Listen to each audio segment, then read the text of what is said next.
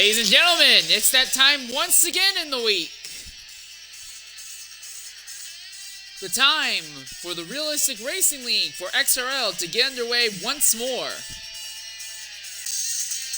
My name is St. Larry 13 here, and once again I'll be bringing you the live broadcast of the full 100% linked race. For those of you who are not extremely familiar with this series, the setup is very simple. 100% realistic linked races with all the cars set to their actual real-life performance attributes. The slowest drivers in XRL are put in the fastest cars, your Mercedes, your Red Bulls, while the fastest drivers are put in the slowest cars, your Williams and your Haas's, and then the medium guys end up in medium cars. So basically, the better you perform as a driver, the worse your car is going to be. It's made for some very interesting events thus far. We're into the fourth event of the XRRL season in what's supposed to be a 17-race season. Right now, we're looking at a field of about 18 drivers who will be coming to qualifying. There is anticipated that two more drivers will show up in the middle of qualifying, or at least attempt to start the race. Representing each team, in the Mercedes team, it's XRL Seal and XRL Herbie. In the Scuderia Ferrari team, it's Ryan Hurricane and XRL Ledger. In the Aston Martin Red Bull Racing team, it's Kinsey Retro and Level 6 Beastia. In the McLaren team, it's Boothie and XRL Low.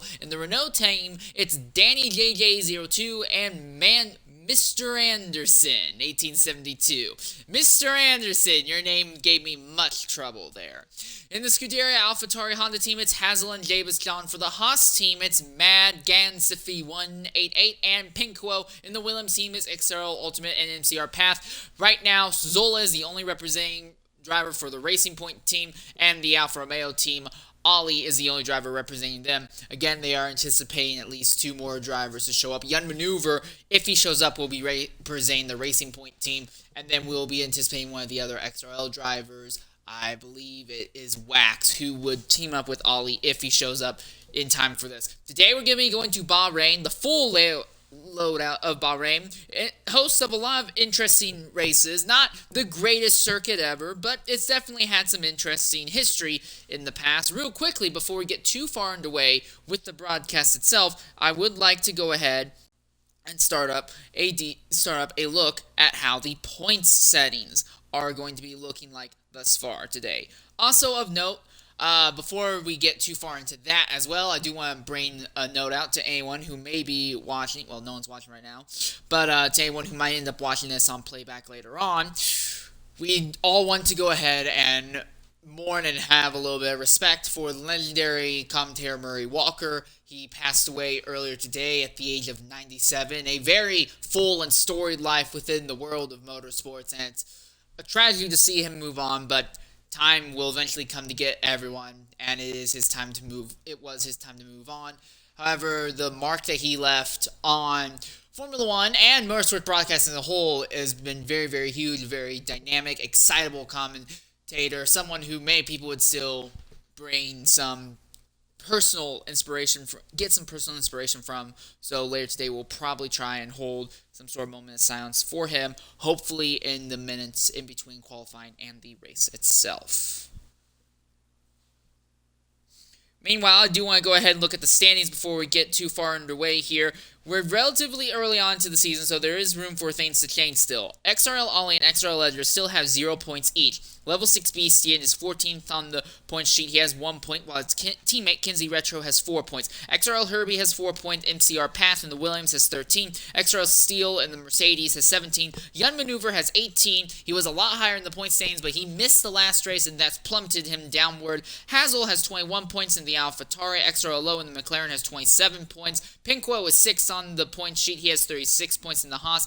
XRL Ultimate has 38 points in the Williams. XRL Wax in the Alfa Romeo has 39 points. Third in points is Danny JJ02. He has 41 points in the Renault. Ryan Hurricane, the 45, is making a good representation out of the Ferrari. He has 45 points. And right now, XR Zola is starting to open up a little bit of a lead. He has 59 points in the Pink Racing Point, 14 ahead of the rest of the field right now. And actually, it looks like one of our other drivers has joined, and that is XRL Wax, who has joined and will team up with Ollie, like I anticipated that he would, in the Alfa Romeo machine. Still have no word to see if Young Maneuver is going to show up quite yet, though. When it comes to the manufacturers or team or constructors championship, however you want to call it, Scuderia AlphaTauri is struggling, as is the Mercedes factory team. They both have 21 points each. Alfa Romeo only has 22 points, and the Racing Point team only has 41 points, but they're locked in a three-way tie with Renault and Aston Martin. Both of those, not Aston Martin, Red Bull. The Renault and the Red Bull team also only have 41 points each. The gap is only 3 away from them getting to the fourth in the manufacturers' title right now. McLaren has 44 points. Third is Haas with 51 points, who was just one off of Williams, who has 52. And right now, the Scuderia Ferrari team is opened up a small lead in the Manufacturers' Championship. They have 73 points, a point lead of roughly 21. But, of course, that could very quickly change. All it would take is a really, really bad day from the Ferraris today.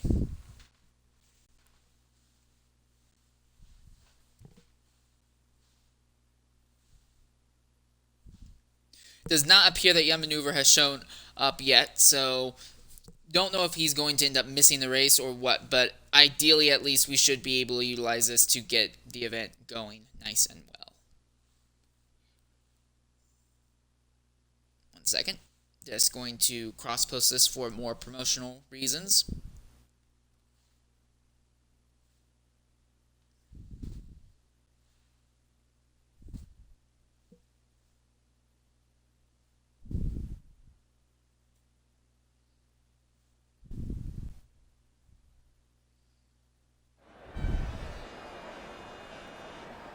Right now, it's looking like it's a dark circuit, but obviously it's in the night. But there does not appear to be any threat of rain at the moment, as we'll have 19 drivers taking to the track very shortly here.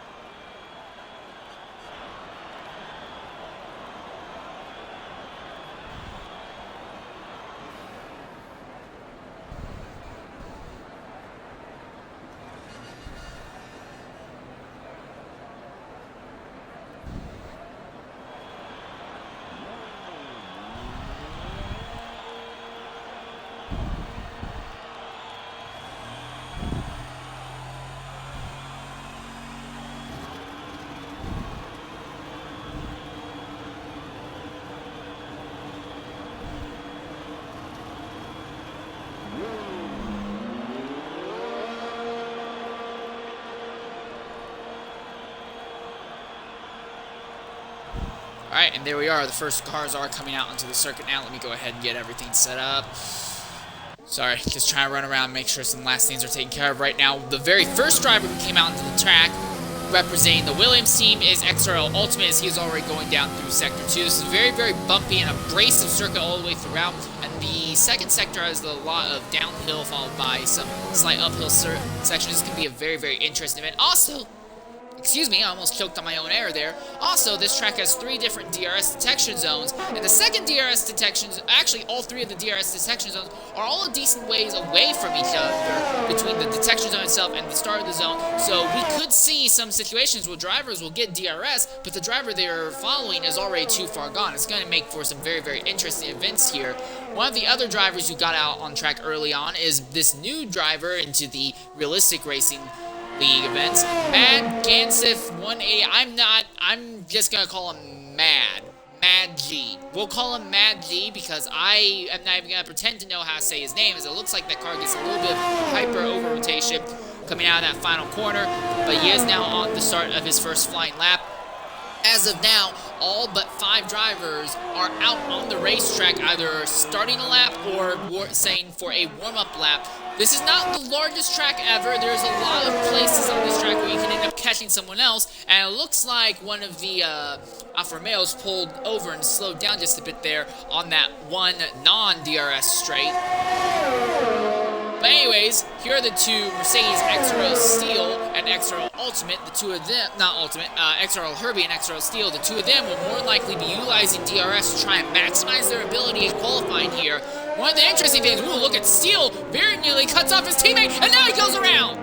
and damages his wing off the inside wall, and his teammate did a good job. Congratulations to Herbie, staying out of the back of him and avoiding taking damage as well. However, that's going to compromise both of those drivers' first lap attempts, and Steele still has yet to get going. He is trying to, but there's not a whole lot of free space on that track, and he needs to get going in a way that's not going to end up inhibiting the rest of the drivers. So right off the bat, significant implications for the Mercedes team. It's going to be a long way back for XRRL Steele, and with a very, very damaged wing on top of that. Meanwhile, this is Boothie, who's invalidated his current lap. This is level 6 Beastian. He is at 28.539 at the end of Sector 1, and is now on the run downhill through that second sector.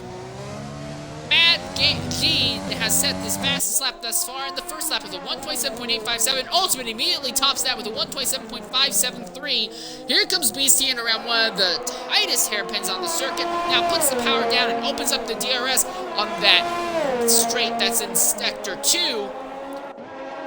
And then comes around a very, very slightly banked corner, nice and rounded, and then it's all uphill for a little bit.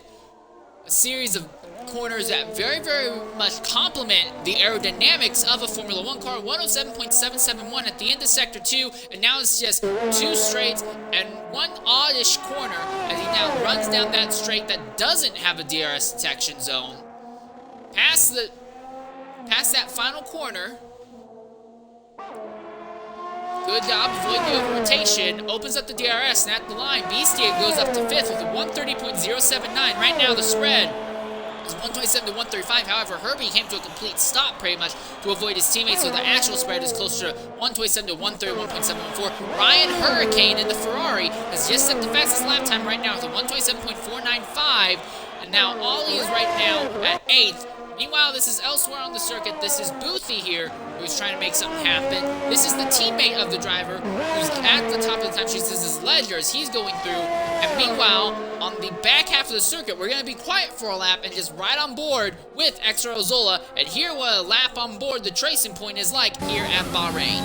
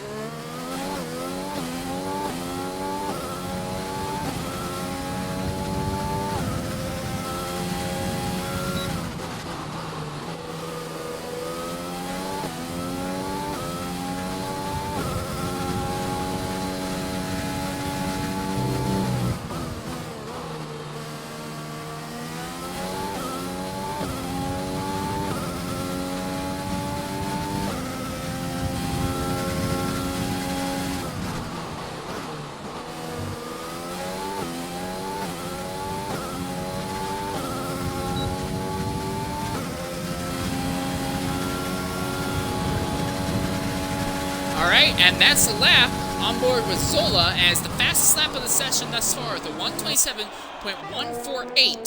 So congratulations on his part.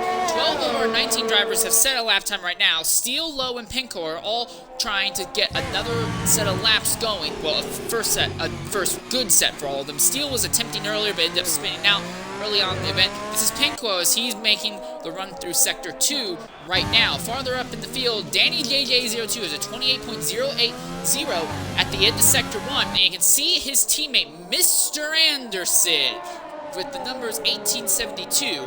Farther up there, Danny will overtake Mr. Anderson. Now, I'll be very interested to see if there's any strategy there. It appears that Mr. Anderson is having a very, very slow lap. He is just about out of fuel. Now, thankfully, he's off the main racing line just enough that will enable other drivers to get by without too much of an issue, as Danny is now on the way uphill, exiting Sector 2, 105.663 at the end of Sector 2. He will attempt to be the 14th driver to set a lap time here at Bahrain. Nice long straightaway. Now dives through that final corner. The final corner is almost done in two distinct parts. One 90-degree corner and then very slight bend or kink at the end of it. 127.173. So Danny now has the second fastest lap time. Wax is in the middle of an outlap right now. He is basically quote-unquote invalidated, but now begins his first flying lap. This is where it all comes down to. And Zola has retired from the session in pit lane. He feels that there's no need to continue pushing right now. Lowe, meanwhile, has just exited the DRS deployment zone in Sector 2 and now begins the run uphill. Again, of our 19 drivers, 14 of them have set times thus far, and we have roughly 9 minutes and 15 seconds left in session. Wax, Kinsey Retro, Steel, Lowe, and Pinko all have yet to set a lap time. Kinsey is still in pit lane and has not left pit lane yet to attempt to set a lap, it appears. This is Steel, who spun out earlier and took some significant damage to the front wing, is finally going to set a lap time, and with the DRS open, it's a respectable time and comparable to his teammates, a 127.351, and right now that would be good enough to get him in to the next round. Right now, Level 6 Beastian is the only driver who has set a time that's still on the outside looking in. He needs to get out there and see if he can find a way to improve. This is Wax, who's currently going through Sector 2 right now. But his fuel is extremely low right now, so I don't know if he's going to be able to actually... Well, it just says he went purple that time, so he might want to go for it. He's going to be very abusive on the ERS usage here on this straight to try and get every little bit out of the car. With 8 minutes and 20 seconds left, yes, you could jump in, refuel, and try again, but I think he's going to try make this lap be it. Coming to the line... It's not going to be a great time, 128.859. In fact, it's not even close to a great time. That's still leaving him on the outside looking in. Kinsey Retro has finally gotten out into the circuit, your main broadcaster for the X1 League that takes place on Sundays. And he is now beginning his lap, cuts the corner there at the hairpin in Sector 2. You can't be doing that when it comes to the main laps themselves. But right now is Davis John, who is on the bubble. He's in pit lane.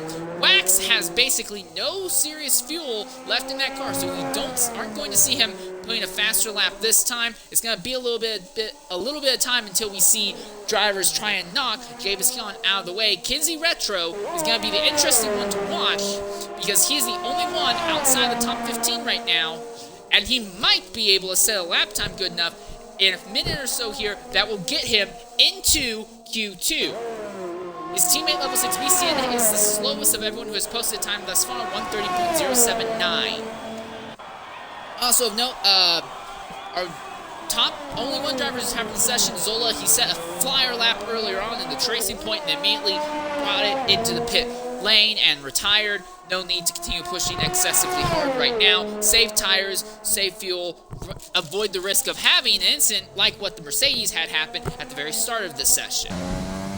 So here comes Kinsey Retro now on the run downhill through Sector 2. I absolutely love Sector 2 at this track here. It's very tight, but there's enough complexity and enough depth to it that you have good uphill and downhill sections, parts that complement the suspension elements of the car, parts that complement the aerodynamic elements of the car, and you have a nice, respectable straight that does a great job complementing the engines on these cars. I'm not going to say the Sector 2 at Bahrain is the greatest in F1, no, nothing like that. I'm going to say that I think it's very nice, and I do think that as enjoyable and weird as the short circuit layout of Bahrain was in both 2014, I believe they ran a short layout, and then also again in 2020, I personally would prefer the full layout of Bahrain simply because Sector 2, in my opinion, is actually that good. Coming down through the last corner now, what will Kinsey Retro's first lap time be? He's going to set with a little bit less than 6 minutes on the clock, and the true rush to get to the next session is on. Pinko is now the driver on the bubble, and Steele's retired from the session. Of note, there are only 3 drivers out on track right now. Mr. Anderson is being one of them in the Renault. And Ultimate's retired from the session. He's 9th on the timesheets. That's a little bit tighter than I'd feel comfortable with.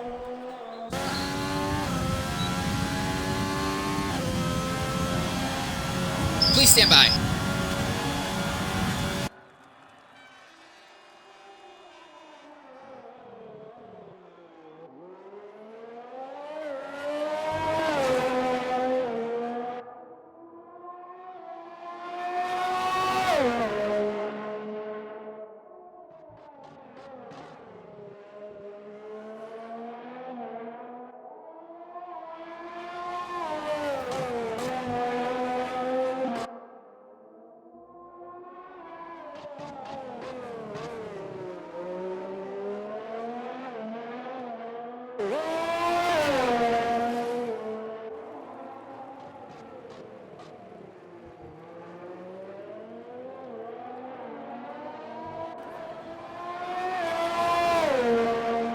I do apologize for that. I'm trying to get myself something to drink so that way I'm not feeling completely parched near the end of today's event.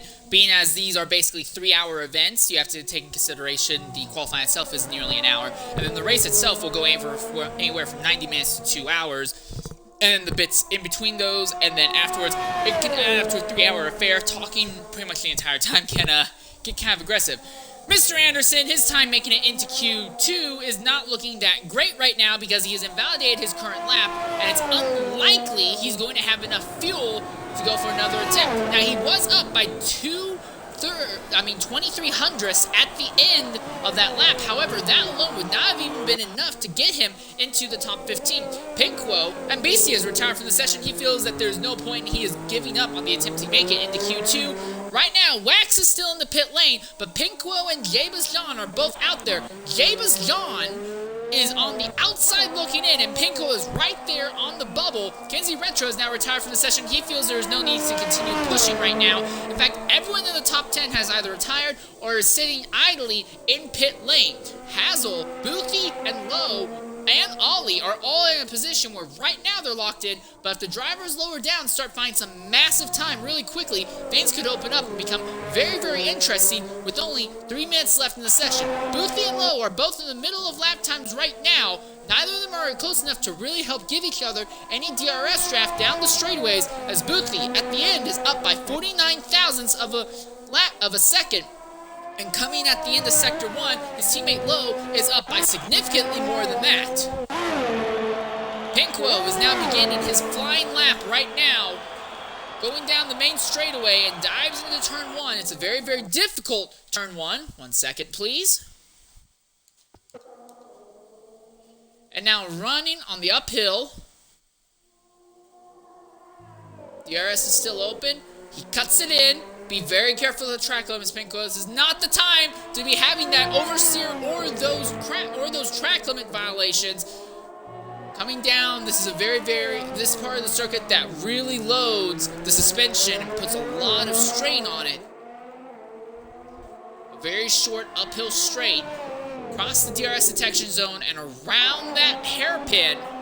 And then he pops open the rear wing and goes flying down that back straightaway here. Meanwhile, Jabez John, who's a little bit farther back, is trying to make something happen. And Lowe has just set a time of 127.614. It's good enough to bump him up to 10th. That will be interesting to see indeed. Wax is in the middle of trying to set a new lap time right now as well. He is up by 15 hundredths at the end of the first sector. And Jabez John was up by 17 hundredths at the end of his sector. Pinquo is going to be an interesting one to watch, though, because he needs to see if he can get himself farther up on the timesheets. That's exactly what he's going to do, up to 7th right now. Alright, and here we are. This is Jabez John, and will he improve? He's at 128.033, so he's still on the bubble right now. Wax is the next driver we need to watch. He's got DRS help in the Alfa Romeo teammate of his ahead of him. He is up by 3/4 of a second at the end of the straight. Now here's the thing, if he closes in too quickly on his teammate, coming to this final corner will actually harm his aerodynamic ability to navigate this corner to the maximum. But it doesn't seem like they're going to worry about it. He's staying right behind his teammate. He's going to utilize the draft to try and improve by every bit possible. This also means that Ollie will begin his lap. Wax is now 13th on the timesheets, 127.805. Ollie is now having his attempt to go for it. Boothie is now the driver who is on the bubble, and he is down by 4.6 seconds at the end of that lap. Actually, down by 6.7 seconds to the end of that lap. Jabez John is once again on the outside. He needs to figure out something to make it happen. He's got the DRS open going down the back straightaway, but the big problem for him is that he is very, very low on fuel right now. Mr. Anderson is in pit lane, and as time's up in session 1, Mr. Anderson is causing the Renault team much trouble by not getting himself into the next round.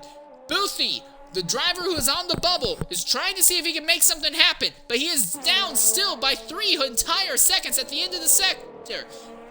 Here comes James John as he rounds the final corner. He has no fuel in that car. He is going significantly slower.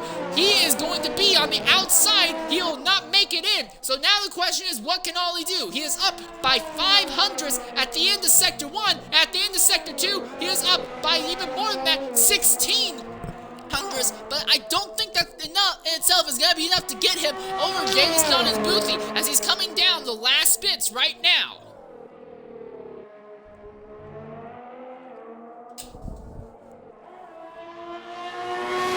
Across the line, Ollie, will he improve? He does it! Just by the skin of his teeth, he will knock out Boothie, and that means both Alfa Romeos will make it into the next session. Boothie is going to get knocked out because he is already 7.3 seconds down this lap alone. So that means Boothie will not advance to the next round. Neither will James John, neither will Mr. Anderson, neither will Level 6 Beastian. So a very, very rough time for Renault power plants, as out of the 4 Renault powered cars in the field, only 2 of them will make it into the... Oh, we didn't see it happen, but Hazel went ahead and set the best time of the session, 1:26.935. Oh, congratulations. I wasn't even paying attention to him. I was looking down at the bottom end of the field, but good job on Hazel sneaking away with a top time, looking to get some redemption out of the circumstances that unfolded last week at Azerbaijan. Oh, don't hit him! No! That's no bueno. And Ollie, the AI that took over all these cars, up right into the back of Hazel. Hazel just cannot seem to avoid bullcrap happening.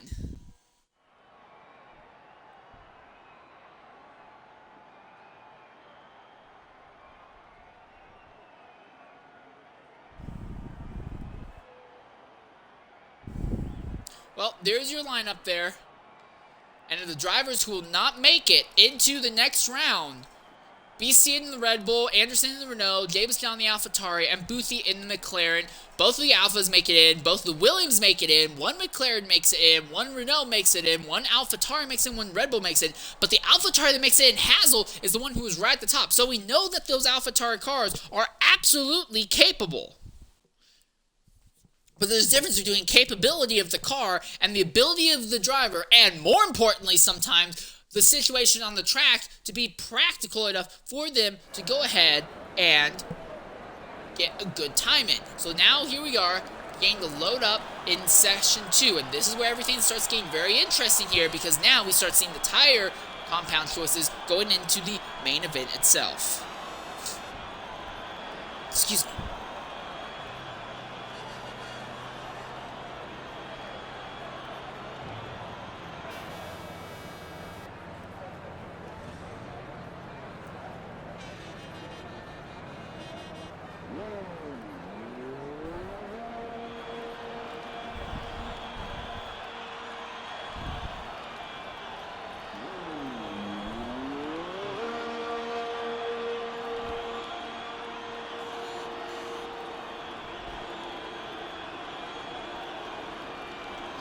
Stand by for just a second.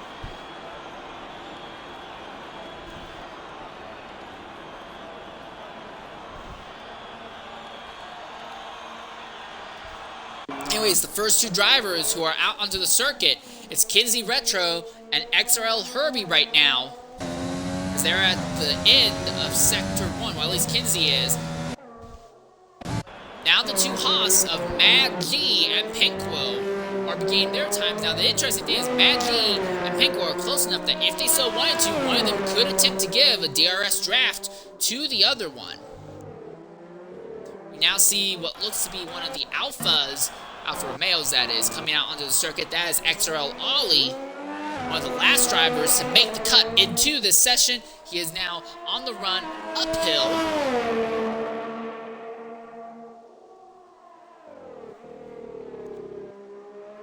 That first DRS stretch has a very, very slight uphill gradient. Pretty much, you could argue that that turn 4, I guess you could call it turn 4, or the turn that's basically at the end of that first DRS straight is the highest point on the racetrack.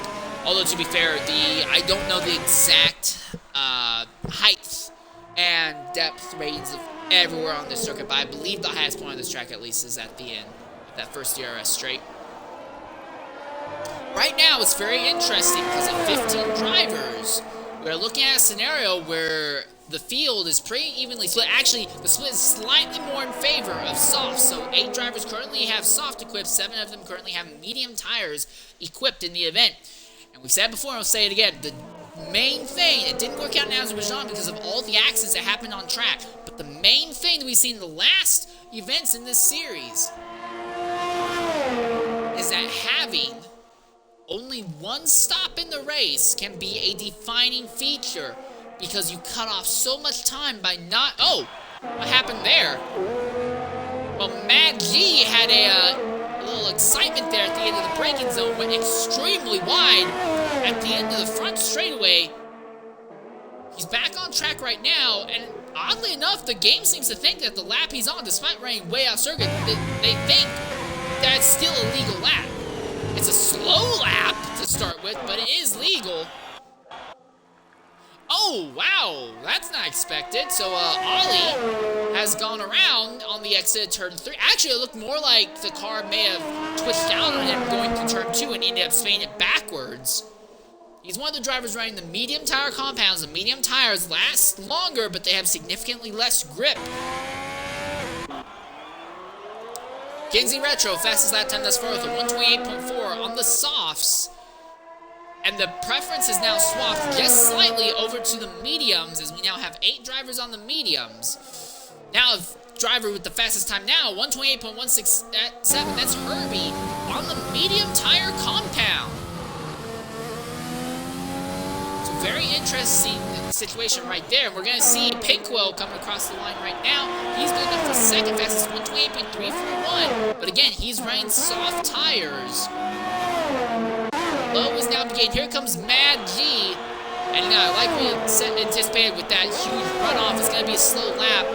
138.837. There's obviously a lot of improvement that you can find there. Here's an interesting scenario. Both of the Williams cars have come out at roughly the same point on the racetrack now. And more drivers are favoring mediums as the session is going on.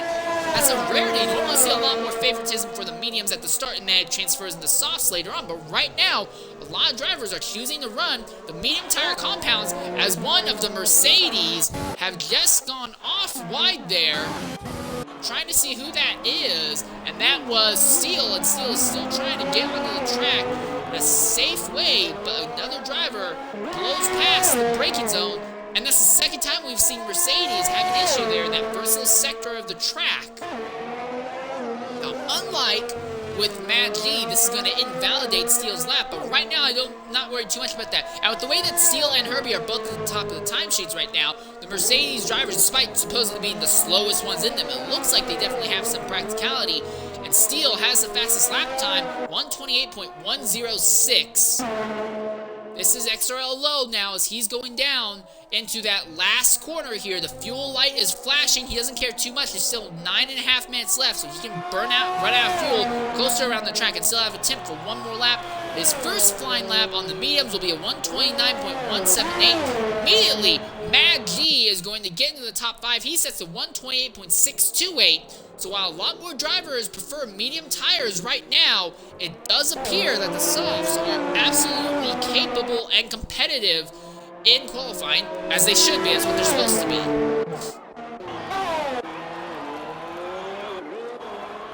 CR Path is now beginning his run. Ryan Hurricane is beginning his flying lap here in the Ferrari. This is XRRL Ultimate. He's coming to the end of Sector 1 right now, 28.495, as he's going through these aggressive downhill corners, very, very taxing on both putting the car in the right point and making sure that your suspension setup is properly configured here. Suspension is very, very important in the first third of Sector 2. Then after you run around this hairpin, it comes down to an engine showcase. How good is your engine? How little drag do you have in your car as you run down this little straight? And then afterwards, you have a 90-degree corner through that's somewhat banked, and then a series of sweeping uphill corners that tests the aerodynamic capabilities of the car. Ultimate right now has that car set up to where it's at 106.628. At the end of Sector 2 now, runs wide and invalidates his lap. That's no bueno. He might want to consider bringing it into pit lane right now. Meanwhile, Ryan Hurricane, the Ferrari, is on the way uphill, and at the end of Sector 2, 106.545, so a little bit faster than what Ultimate was laying down. And he doesn't go nearly as wide as he's on that run down this straightaway, the only serious straight that you do not have a DRS zone on. Path to the top, 127.722, so Mercedes power plants have the top 3 spots right now, but at the end, 128.358, that's for Ryan Hurricane. So Ultimate might have been able to set a time comparative in the top 4 if you can just keep it clean. Ledger has yet to set a lap time, as does Hazel, who has now begun his fly lap. He was at the top of the time chase at the end of Q1. Let's see what he can do here at the end of Q2, and he's sideways, and he saved it! He saved it! That car was 3 ways gone from Sunday, and he was able to keep that thing together and keeps it going as he's at the top of the track now and begins the long run through the downhill sections here. 29.2 at the end of Sector 1. It's not going to be a very good lap from Hazel, but the fact that he did not total the car is going to be great in and of itself right now. Also, right now, Danny is on the outside, Wax is on the outside, and Lowe is on the bubble. Those are the 3 drivers we need to look for that may get booted out as Hazel, Ledger, and Ultimate end up all setting laps. Hazel's on that DRS straight there in Sector 2, and Ledger is on his out lap as he's trying to exit Sector 1. Ultimate is on another flying lap, 106.405 at the end of Sector 2. Will his fuel hold up for him? He's coming to the line. The DRS pops open, and at the line, Ultimate, it's good enough for 4th. So Mercedes power plants now have 4. All 4 of the top spots on the timesheets right now.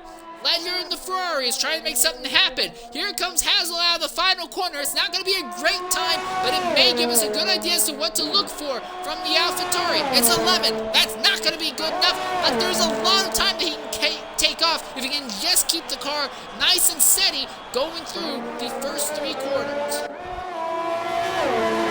Danny has improved up to 10th, 128.708, and he's going on around for another lap right now. However, the fuel light is flashing. That's not going to spell good for him. He's already 3.3 seconds down, so this is not a flying lap. This is a cool down lap, but he has a Haas behind him, and that's Mad G, who's trying to figure out a way to get by cleanly. I think he doesn't have to worry too much because Danny will pull off, and Mad G will go ahead and swoop by now. Ollie's still in the pits, but Lowe is beginning his outlap right now as he runs through that first DRS zone, or the second DRS zone, depending on if you count the start-finish one to be the first or the last. It can get very confusing, to say the least. Oh, and Ultimate seems to be a little bit slow there. He does not have a lot of fuel, so he's going to have to make sure he's out of the way of these drivers coming out, because not only is Mad G coming up, Danny is coming up, Zola is coming up, I believe that's Hazel, yeah, that's Hazel right in front of him who's coming up as well, as is one of the Mercedes. Here comes Mad G, and here comes Zola, both of them looking to set new lap times here, and I think that's Steel even farther back there. Yes, that is Steel. Hazel's coming in, as is Ultimate. Hazel doesn't have a lot of time to make any mistakes. He needs to get out there and set a better lap time too. We know he has the ability. It won't be hard for him to overtake Danny, but he needs to get that thing going fast. Steel is trying to just turn the wick up and scare everybody. Ledger, 106.369, but invalidates it coming out of that second to last corner, and I don't think he's going to have enough fuel to go again, so he'll have no choice. He'll have to pit in order to keep things going. So for the Ferrari power plants, Ryan Hurricane and Pinkor are the only ones who are having a good run of it right now. Ledger is going to come into the pits, and we'll have to try, refuel up, and go for another flying lap. Wax is one of the drivers who needs to improve significantly. He is 14th on the timesheets right now. Hazel is still in the pit lane. Ollie is still in the pit lane. Danny is still in the pit lane, but he may feel safe unless Lowe can pull a lot of time out. Lowe, is he up? He is up by 42 hundredths at the end of Sector 1. So Lowe is positioning himself to potentially knock Danny out of the top 10. Only the top 10 drivers at the end of this session will advance into Q3.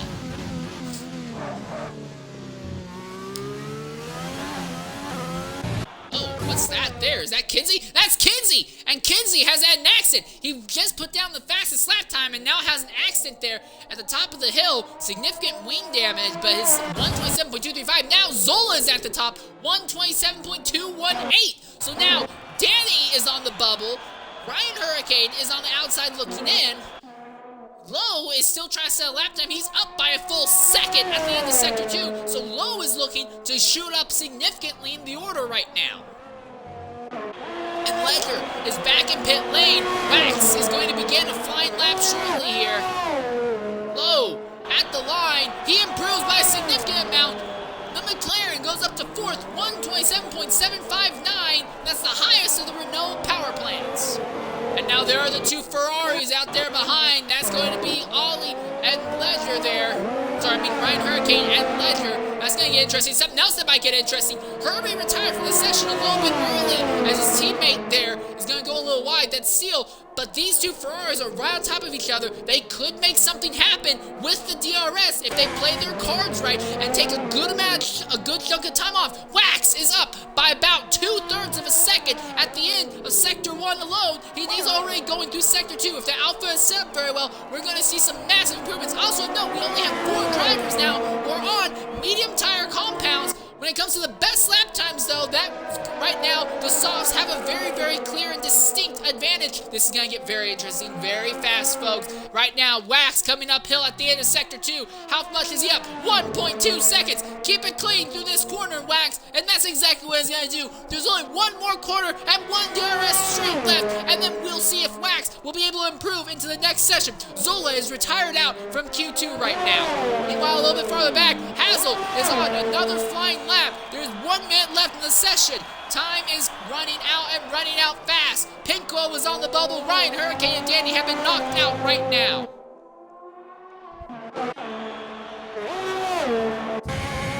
Pinko staying a flying lap. Here comes Ryan Hurricane.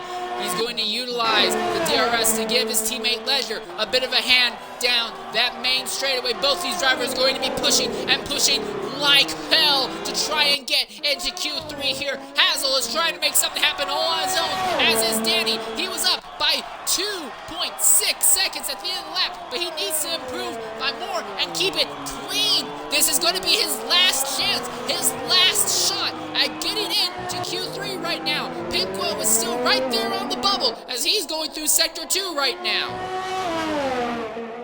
And if enough people make it, Herbie might get knocked out of Q3 if enough people improve by a significant amount. Right now, the gap between 9th and 10th is a mere. Time's up in the session. The gap between 9th and 10th is roughly 7/10. And Wax just had a collision with Ledger. And Ledger has been knocked off the circuit from accident involved with Wax. And that is not going to spell well for either of those drivers. Ryan Hurricane now has to go and improve on his own. He's up by 2/10, but Ledger is not going to get a chance to improve. Hazel to the top. Last moment, 126.804. Outstanding job by him. Here comes Pinko. He's on the outside right now because Ultimate has jumped him. What can Pinko do? And at the line, does he improve? Yes, he does. That's good enough for second best. Here comes Ryan Hurricane. The DRS is going to pop open on the straight. And at the line, will he improve? He does improve. Danny is going to be the next one. Herbie has been knocked out by virtue of retiring from the session too early. Ultimate is knocked out as well. Here comes Danny. What can Danny do as he's coming to the line now? He improves, but not nearly enough to go farther up. Now Ollie is going to have his shot. He comes through that final corner now. Ledger is going to be absolutely fuming at the Alfa Romeo team. But will Ollie make it into the session at the last moment? The time says no. He improves to 11th, but not enough to get into the next session, while his teammate Wax will be able to advance. And what was initially looking like a Mercedes-dominant event in Q2 turned into a massive, massive run as we have a Honda at the top, followed by the Ferrari power of Pinko in second. The Tracing Point has the Mercedes power in third, and then we have the Honda power again in fourth. The highest, though, and the only Renault power plant to make it in the next round is going to be low. Also, Steele is in a very unique position. He was the only driver who's going to make it into Q3 running the medium tire compounds. Also, Wax has a 5-spot grid penalty for the start of the event. That's going to hurt him significantly. Ledger never got to set a single lap after collisions and gets invalid lap times. Danny in the Renault is going to go ahead and get knocked out. Ultimate in the Williams gets knocked out. Herbie in the Mercedes get knocked out, despite both of them being in the top 4 earlier in the session. Ollie in the Alpha is going to get knocked out. Wax is in, but like I said, he has a 5-second grid penalty for contact between himself and Ledger. Steele is going to make it in the Mercedes. Low in the McLaren makes it in. Mad G in the Haas makes it in. Ryan Hurricane the Ferrari makes it in. Panther in the Williams makes it in. Kinsey in the Red Bull makes it in. Zola in the Racing Point makes it in. Pinko in the Haas makes it in. And Hazel in the AlphaTauri is going to make it into Q3. And now I need to take a breath because my mouth and throat are killing me right now. I've been doing nothing but non-stop talking for like the last 4 minutes because that was a very, very interesting qualifying session too.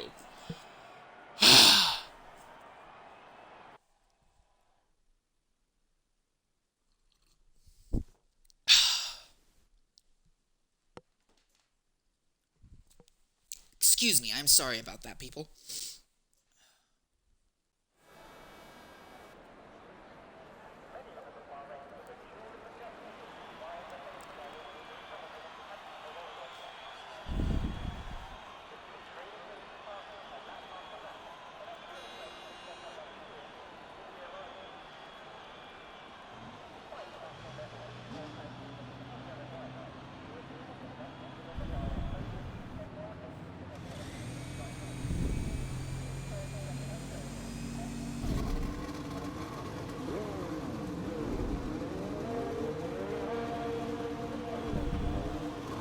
Already, we're seeing drivers coming down the line here. Zola trying to be one of the first drivers out, but the actual first driver who will come out onto the track is going to be Renault Power, the only Renault powered car right now in the session who's made it into Q3. That is XRRL Low. Behind him, you got Zola and Kinsey Retro. Kinsey trying desperately to turn around. He was in contention for possibly a win last week at Azerbaijan, but just was not able to keep the car off the wall and ended up plummeting through the field before having to retire from excessive damage and being a potential hazard to other drivers on the track. Kinsey's hoping that here today he'll be able to start turning that around.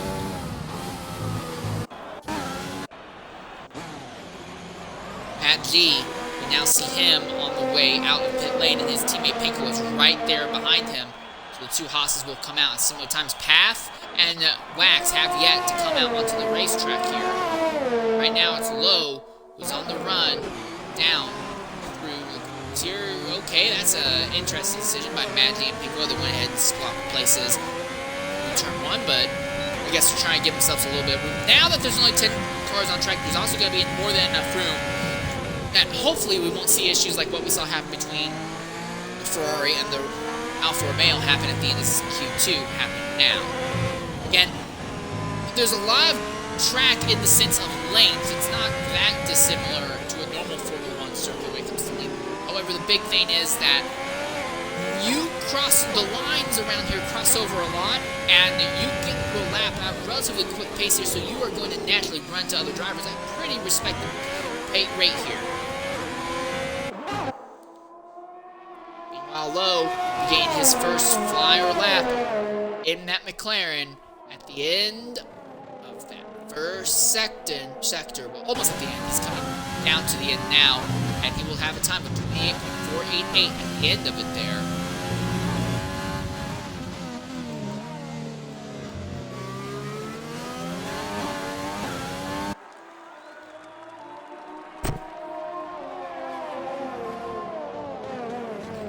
It's going to be very interesting watching Maggi and Pinko's time because they're going to be utilizing DRS on each other, trying to improve. Haas's are pretty much the only team who's in a position where, because both of them are in, both of them will be able to do it. Low has no teammates, Hurricane has no teammate. In fact, no one else has any teammates here. Hurricane and Wax both have Ferrari power, but there's very much two different teams. So Maggi and Pinko might be in an interesting position here if they can make the DRS zones work out properly on the straights. And also of note, Path and Wax still have yet to leave pit lane. And as I say that, Wax is now on his way out. But Low is going to set the initial bar, even if it's only for a few seconds. Time 128.558, Kinsey 128.718. Zola to the top, 127.276. Excuse me, I'm sorry about that. And Steele with the 127.565. So those are your first 4 times. Here comes Hazel now. He's on the run down into the final corner. Hazel, top of the timesheets at the end of both of the first 2 rounds of qualifying. 27.481, the second best thus far.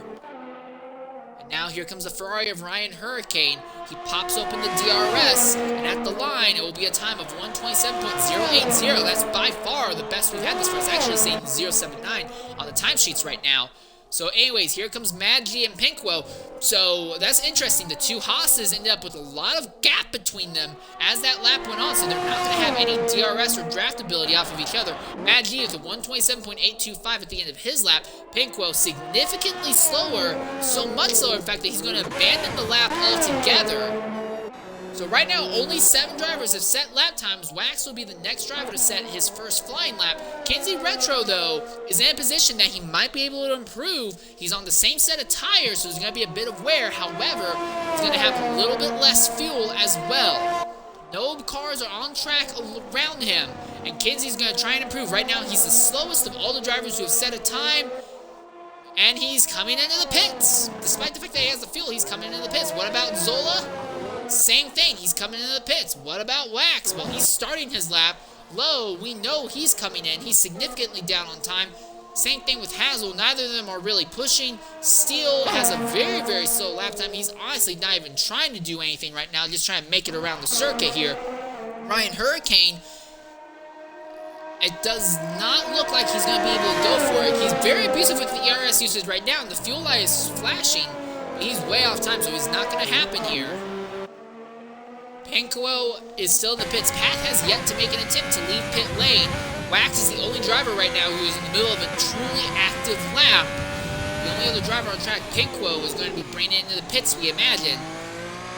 This is the only driver on track to watch at the moment.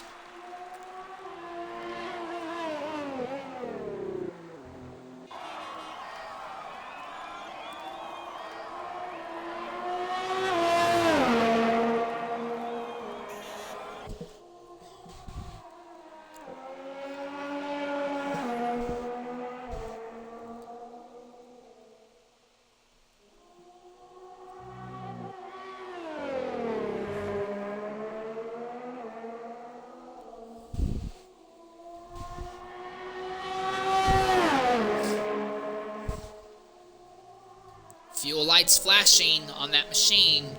We will still probably see him set a lap here. 5 minutes and 15 seconds on the clock, and Wax will be the 8th driver set time. It's good enough for 6 on the time sheet's 128.208. Path and Pinkwell still have yet to come out of pit lane. In fact, there's no action on pit lane right now. The only driver of note on track is Wax.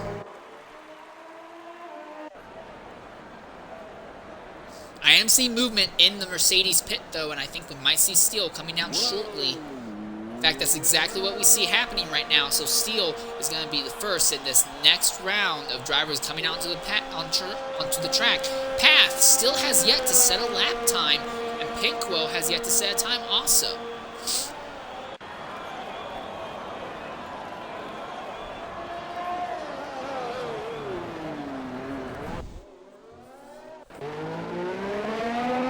He's just coasting around the circuit right now. It's not likely he's going to get a chance to set another lap.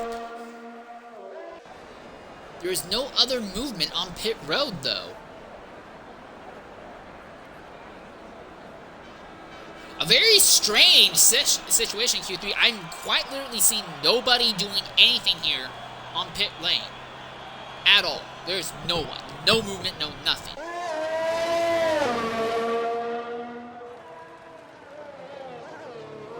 And time is running up fast. And if we don't see drivers coming out onto the track by the time we get to about 3 minutes on the clock, here we are. People are coming out now. That's Low and Kenzie Retro are now on their way out onto the track. The thing is, though, if everyone starts running onto the track in the same part, I think Path is finally on the way out. If everyone's trying to run onto the track at the same time, we're going to run into the situation where there's going to be a lot of blocked track. It's going to be a lot harder for the drivers to actually set a time. Low, yep, that's Path there. Path is finally trying to make something happen in the Williams, waiting a significantly long amount of time before doing anything, but he's doing it. Zola is now on his way out onto the track.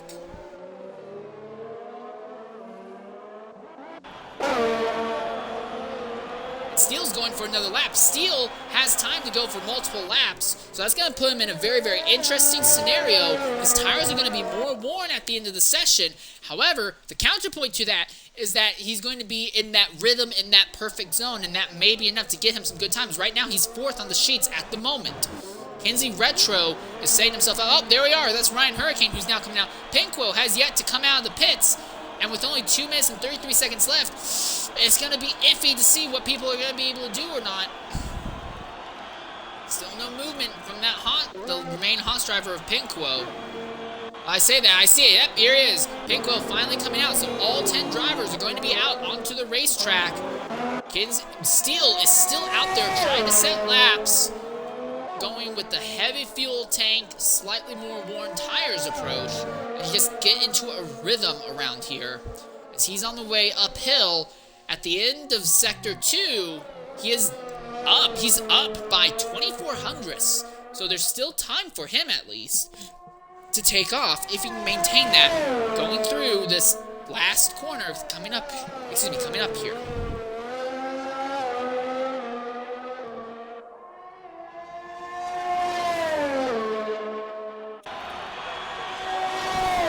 That's good enough for 3rd now.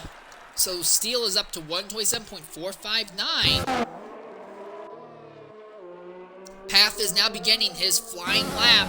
It's taken a long time. We've waited for a while for it, but it's finally here. Kinsey Retro, DRS is open there on that straight. Mad G is out on the lap, as is Pinquo. In fact, if Mad G ends up slowing up just a little bit, he might be able to time it with Pinquo just right for the two of them to get DRS draft off of each other. Kinsey up by 1.29 seconds at the end of the lap, so there's a lot of time that he's going to take off here. It's coming down to it now. 2 Haas's have each other's DRS going down the main straight. Kinsey, 2nd, 127.186. Great run by him. What about Lowe? He is up by 8/10 at the end of Sector 2. He's up by a full 2nd. That brings him up to 5th. And if the fuels holds out, he could go for another lap potentially. Path invalidated his first lap. He's going to have to try again. This is the only chance left because there's only 17 seconds left now. Steele is not going to get another lap of this. Hazel is up, but not by a lot. It's only by 23 hundredths at the end of Sector 2. He needs to find a lot if he wants to try and take the spot at the top. He was at the top of the timesheets in 1 and 2. Zola to the top, 126.974. Also, the clock is up. Time's up. Over. Plow. Hazel to the top. He did it in the last corner. 126.935. Can anyone else compete? Steele is significantly slow. Path has yet to actually set a time. Wax has spun himself out there. He was up by over a quarter of a second, but has now gone around. That's not going to sound good. And now there goes Kinsey Retro. He's going to spin out. Mad Key is going to come down, but he is way down. When it comes to time, Pinquo is going to try and make something happen. What about Ryan Hurricane? He is going to jump into the pits. He can't improve. Pinquo is around the final corner. The DRS is open. The DRS is being used liberally at the line. It's good enough for 4th. His teammate Mad G is going to bring it into the pits. He can't do anything. Wax is coming down, but he is way down on time right now. That's not looking good for him. Lowe is down on time as well. Path is still the one driver who might be able to improve still. It's not looking like it's going to happen. The time that he has up right now is extremely, extremely low. So Path is not going to have a good run. It looks like it's only going to be a 9th place starting position. I say 9th because we know he's going to start there. Wax has a 5 grid penalty, and that means Hazel takes the time at the end of Q1, takes the time at the very end of Q2, and is going to take the pole here today. He is looking for the redemption arc after what happened at Azerbaijan.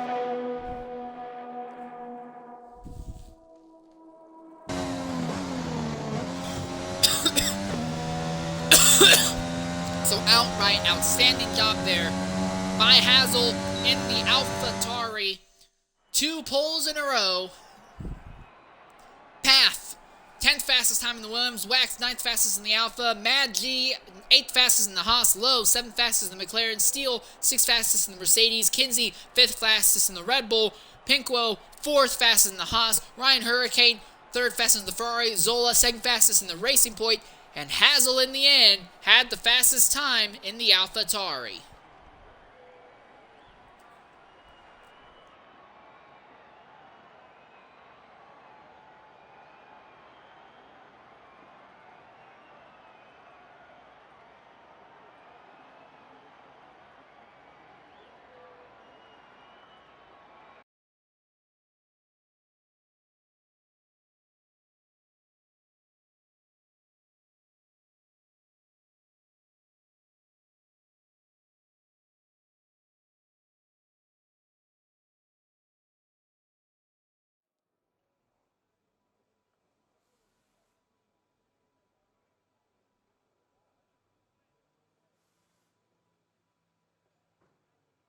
We're saying bye for the race itself. It does not appear that Young Maneuver is going to join us here. Also, we are going to go ahead and hold a moment of silence once again for the passing of Murray Walker. For those of you who are not familiar, Murray Walker was pretty much the voice of Formula One throughout most of the 80s, 90s, and a good chunk of the 2000s as well. So we are going to be looking at a rough time going forward. Although he's not been broadcasting for a while, still having his expertise and his experience there to fall back on has always been nice. Many people who do broadcasting commentary will always look forward to him as a source of inspiration. He was an absolutely excellent hype man, very, very good at keeping the focus on the racetrack whenever a talk kind of ventured out. A very professional commentator in a time where commentating for races wasn't usually seen as being too professional. At least when he started, and he definitely had a hand in helping to revolutionize that. We'll be very interested to see what else comes going forward when it comes to other people who will try and broadcast and fill those shoes that he's left behind. They've been trying to fill that for a while, but it's not going to happen. Anyways, I'm going to go quiet on my end because I'm tripping over my words more than properly honoring him.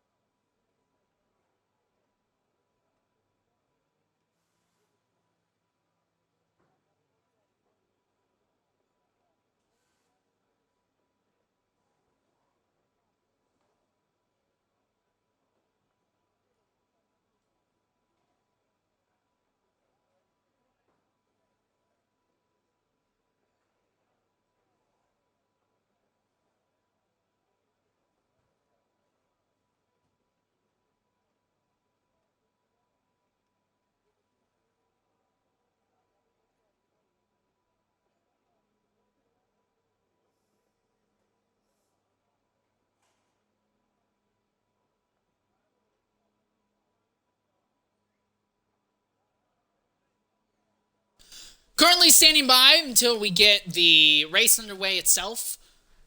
Qualifying is ended. Hazel put on a very, very interesting show throughout all three sections of qualifying. Never had the fastest time until the very end of Q1, Q2, and Q3, but always took it at the very end. And quite literally, at the end of qualifying 3, he was up on his final time in the Delta, but it didn't look like Hazel was going to be up enough to take it, and he sent it like a mad lad through the last corner, pulled out the time necessary, and stole the pole away from Zola. So Hazel and Zola will be leading the field at the start. Wax is going to be penalized way down the order after contact that he made with one of the Ferraris at the very end of Q2. We're looking at a 19-driver field as Young Maneuver, again, for some reason, seems to have not shown up for this event. Drivers are now beginning to get ready and will be underway very shortly on the track here.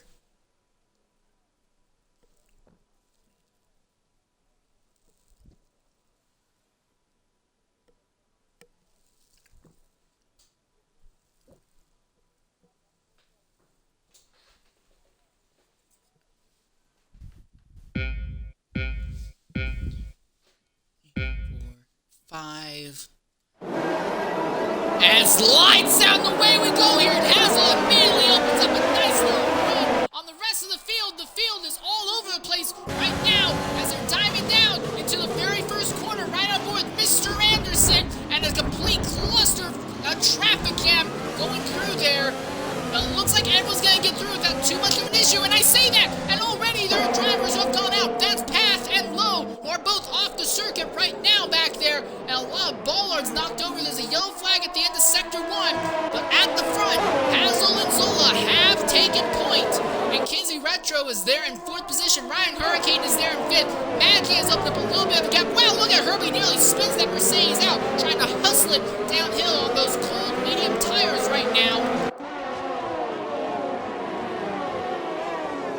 Ultimate and Ledger of note, they, along with Beastian, they all elected to start hard tire compounds here. Trying to already set up for a single stop strategy as here we are down that short back straight.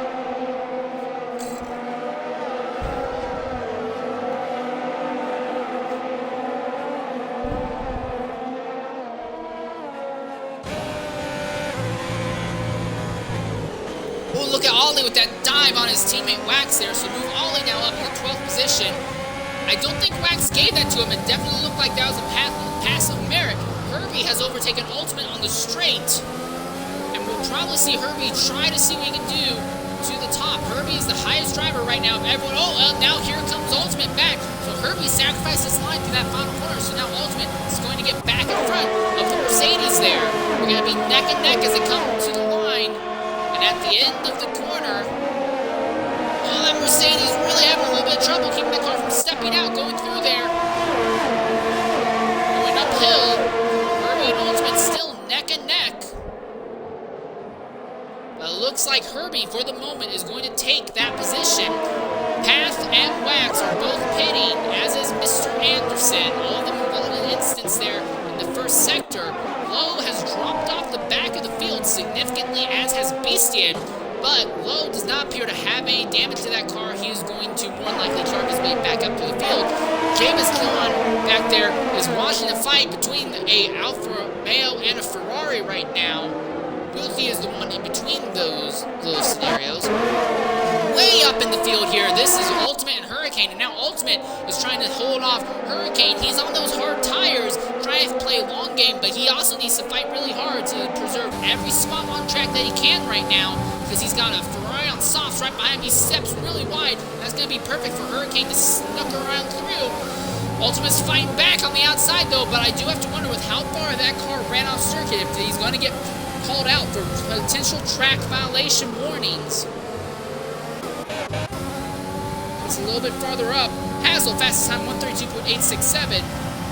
Zola is right there in the draft of Kinsey Retro, trying to make something happen. Will he go for the dive at the end of the straight?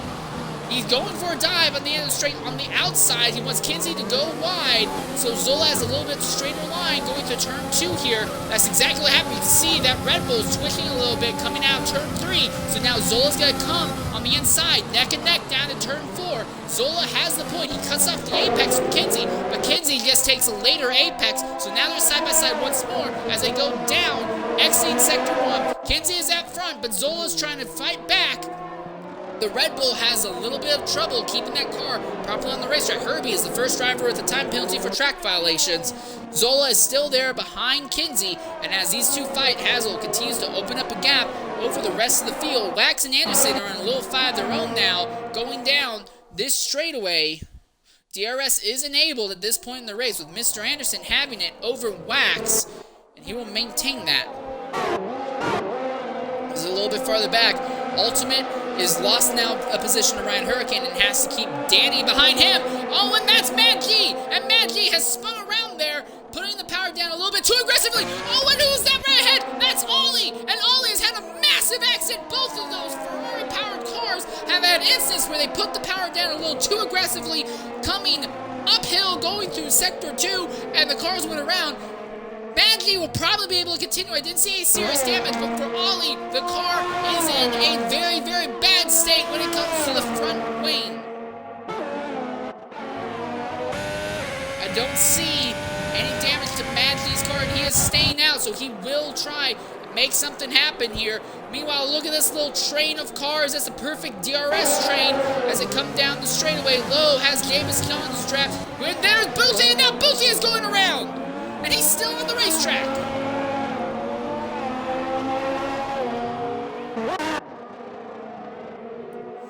Jabez John, the teammate for Hazel, he is currently on the outside of the points main positions, wanting to find a way in.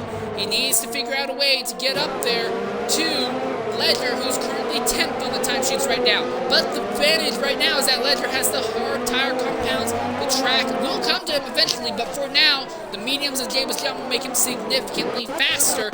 Zola and Kinsey continue their fighting now down that second straightaway. Zola utilized the DRS to get by Kinsey that time. What will Kinsey's response be as they come onto the main straight? Or not even the main straight, if there's a little instant by Zola here in this corner, Kinsey might try it on this straight. Not likely. So it looks like Kinsey's best chance is to try and maximize his run to the last corner and utilize DRS to get that position back at the end of the front straight. And as these two fight, Hazel has now opened up to a 4.3 second gap. 1:32.495 is the fastest lap time thus far. As from Hazel, but Zola has opened up a significant gap on Kinsey. So Kinsey, although he has DRS, is not going to be able to fight back, at least not yet. Now Kinsey, if he gets a good run through these first 3 quarters, might be able to make it happen. Going down the second straightaway, he's got DRS again. The gap is at about 5/10 and is not closing nearly fast enough for him to have a serious attempt at it. So for now, it's definitely in Zola's favor. Zola, not the greatest though, as you enter Sector 2 it appears. In fact, he's still losing a bit of time. But Kinsey has to back off a bit so that way he doesn't run the risk of running into Zola and having his lap time compromised. So now the gap goes back to about 5/10. Zola, a little bit of a hiccup there in the hairpin. But Kinsey has to hiccup a little bit more to avoid hitting him.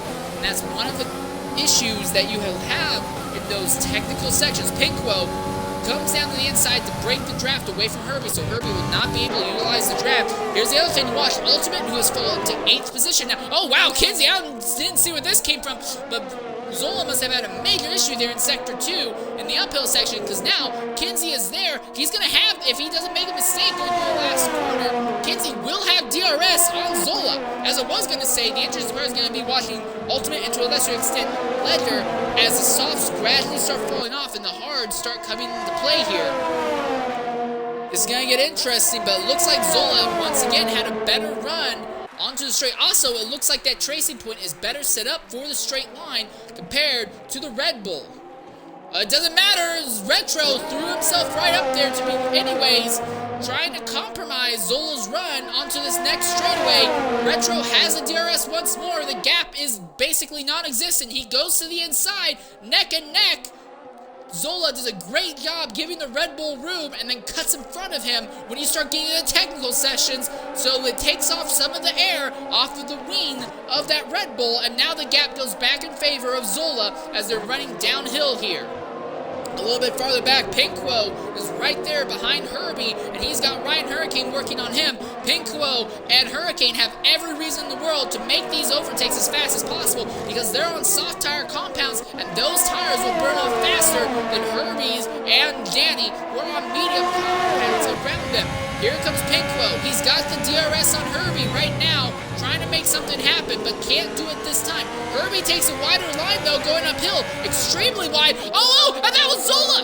And Zola, who was second on the racetrack, has now gone around and has significant front wing damage and is plummeting through the field because there's just not very much clean track there. And Pinquo got by Herbie. Well, I say that, they're still fighting, and Herbie has the advantage for the moment. It's going to get very interesting. Who's going to get a better run? Going through this corner, right on board with Ryan Hurricane. Hurricane has a better run than both of them. He's neck and neck right now with the Haas. The Haas is going to have DRS. The Ferrari is going to have DRS. Where is the Ferrari going to go? He nearly pitches Pinquo. They're briefly 3 wide there going down the straightaway, and it looks like the Renault of Danny might end up being the biggest advantage of them all because he's going to be fighting right now with Herbie. They make a little bit of contact. Herbie goes through the grass. They make contact again, and now look at there goes Danny, and he's going to hit the inside wall. Oh, and he had a great run going there, but the track just ran out and was not able to make it happen in time. And now Danny's going to fall through the field. The good news, though, is that I don't see too much wing damage. Now, there is wing damage. That is definitely going to be sacrificing time, though. That's not going to be good. Zola is in the pit lane now, swapping over to the hard tire compound. Kinsey Retro, 5.4 seconds away from the leader, a little bit twitching that Red Bull. But if something happens to Hazel, he is the driver who is most likely going to benefit from it. Look at this little train of cars right here. Low, Ledger, and Steel all on top of each other down this back straightaway.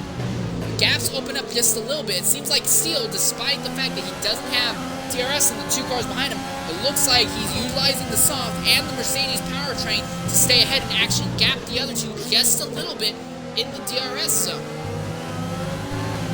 Lowe steps a little bit wide, compromises his line. Ledger trying to see if he can make something happen to close into the driver ahead. Now Lowe is closing in on Ledger just a bit. And also of note, Steel might be able to catch Ultimate because Ultimate is on the hard tire compounds and is going to just lose time more and more as time goes on. Of note, Steel is close enough to Ultimate that he had DRS on the straight. So this is going to get very interesting here because Ultimate is on the hard tire compounds, but Steel is on the mediums and Ledger is on the hards. So we are absolutely now at the point where the soft tire compounds are losing their advantage and the mediums tires now are starting to come into their own. The softs are still moderately competitive, but I think we're at the point now where the medium tire compounds are now, without a doubt, the faster tire compound to be on right now. A little bit of track violation there from Steel, but it doesn't look like he's gained very much from it. A little bit farther up in the field, this is Pinquo, who is on the soft tire compound. And here's Ryan Hurricane. Ryan Hurricane is actually trying to close in on Kinsey Retro there in the Red Bull, is having a little bit of trouble putting the power down coming onto that back straightaway. Now he's got great acceleration in the Red Bull, but we've seen that Red Bull skid out and get a little bit sideways there. When he puts the power down, it does not seem to be very, very happy when it comes to its setup right now, at least when it comes to the suspension setup, and that's leaving him open to attack from drivers around him. However, everyone who's gotten around him thus far have had incidents happen, so because of that, Kinsey, despite struggling with that car, is still in second on the racetrack right now. It's Ryan Hurricane's chance to try and make something happen to the Red Bull right now. He's going to have DRS. Boy, does he have DRS, but is he going to get close enough to make a dive at the end of the straight? It does not look like it. It looks like Ryan has that Ferrari set up a little bit more for the handling parts of the track rather than the straightaways. Kinsey right over the curbing there. Very, very abrasive run for those first 3 quarters, and that's going to leave him open to a potential late dive bump from Ryan, but Ryan's going to think better of it, but he does close in massively. Boy, does he close it massively. Kinsey seems to be really, really hesitant pushing that Red Bull around through here right now. A little bit farther back, though, look at this. Lowe is there on the soft tire compounds. They are dying on him. He is staying in DRS range, though, of Ledger. And Ledger, who's on the hards, is looking at a way to try and get by Steele ahead. Right on board with Ledger now. As they come into the hairpin once more. Steele is on the mediums and is trying to make something happen to Ultimate farther up. And Path, something has happened to Mr. Anderson and Path there. They're both underway again, but they both had a little bit of a hiccup there going through. Meanwhile, farther back, Ledger and Steele are in the fight. And right now, Steele is ahead of Ledger, but Ledger has the hard tire compound, so this battle might come back in his favor. If he can just stay there, he doesn't want to come back into his favor. He wants to take it now and take it abrasively. But he is so aggressive there, they end up compromising his line, so now Lowe is in a position to overtake Ledger going down the straight without DRS assist, but now that McLaren locks up the tires to try and avoid hitting the Mercedes, so now he gives up the time, and now both of these two drivers, the Ferrari and the McLaren, will both have DRS on Steele and each other. Lowe now goes up, here comes Ledger, he's going to make the move, and yes, he will make the move, and at the end of the straightaway, a little bit of contact there. That's not going to be good. Lowe will not be happy with that. Steele gets back by Ledger from that. I'm trying to see if there's damage on Ledger's front wing. And there is damage. Oh, that's going to make it even worse damage now. And a pass has happened for second. Ryan Hurricane has gotten by Kinsey. And he did it in a technical section of the track as well.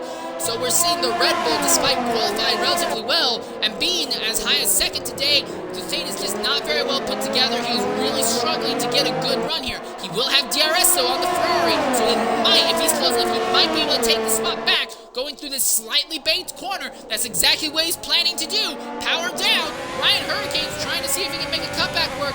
Not happening now. Kinsey cuts in front. He's going to take some of the aero off of the nose of that car. Ryan Hurricane will have another shot on the main straight. He's going to have to draft from Kinsey right now. The Red Bull's Honda engine is very well set up for initial acceleration, but as the straight goes on, it goes in favor of Ryan Hurricane. Around that last corner now, Kinsey has good acceleration, but Ryan Hurricane had a better exit, so it's going to neutralize each other. Ryan Hurricane is going to get by with the help of DRS, and now Kinsey Retro is going to fall to third once more, and Herbie is going to be the driver that he needs to watch, because Herbie nearly cuts into the rear tire of Kinsey Retro there. And Ledger is pitting to repair that damage. Danny is coming on the move for Matt Lee, and Danny moved him up into the points main position, but he's going to compromise his line going into the final corner, and that means Matt Lee may have a chance at get this spot back. And yes, he does. Matt Lee will get the spot back at the last minute. Here's the thing, though. He's got DRS. Danny does not. So that means that Matt Lee is going to be a little bit faster on this straightaway. So Matt Lee, for the moment, is able to defend off the virtue of Danny compromising his line. XRRL Herbie is going to get very interesting here because he has DRS and the drivers ahead, so he will be the next one to start putting focus on the soft tire compound drivers ahead. He's already got by Pinkwell. He's on medium tires, so his tires are in a better position right now than those of Ryan Hurricane and Kinsey Retro ahead of him.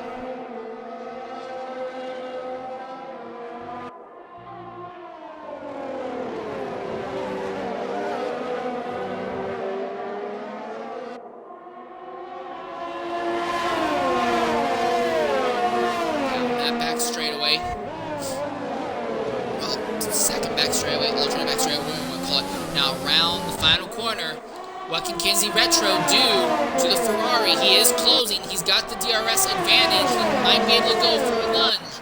In fact, that looks like it's going to be exactly what it's going to do. It's not even really going to be a lunge. He's just going to kind of place himself there and say, howdy do, I am the second place car. And Ryan Hurricane's going to have to fight to maintain a claim on that position. But now Ryan Hurricane will have DRS back on Kinsey Retro.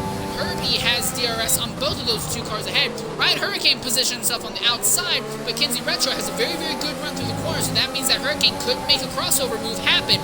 So for now, Kinsey Retro is going to be the one ahead, and Hurricane is going to be under threat from Herbie once more. But all three of these drivers are actually pulling away from Pinkwell just a small amount. BC has just gotten by Mad G because Mad G is pitting.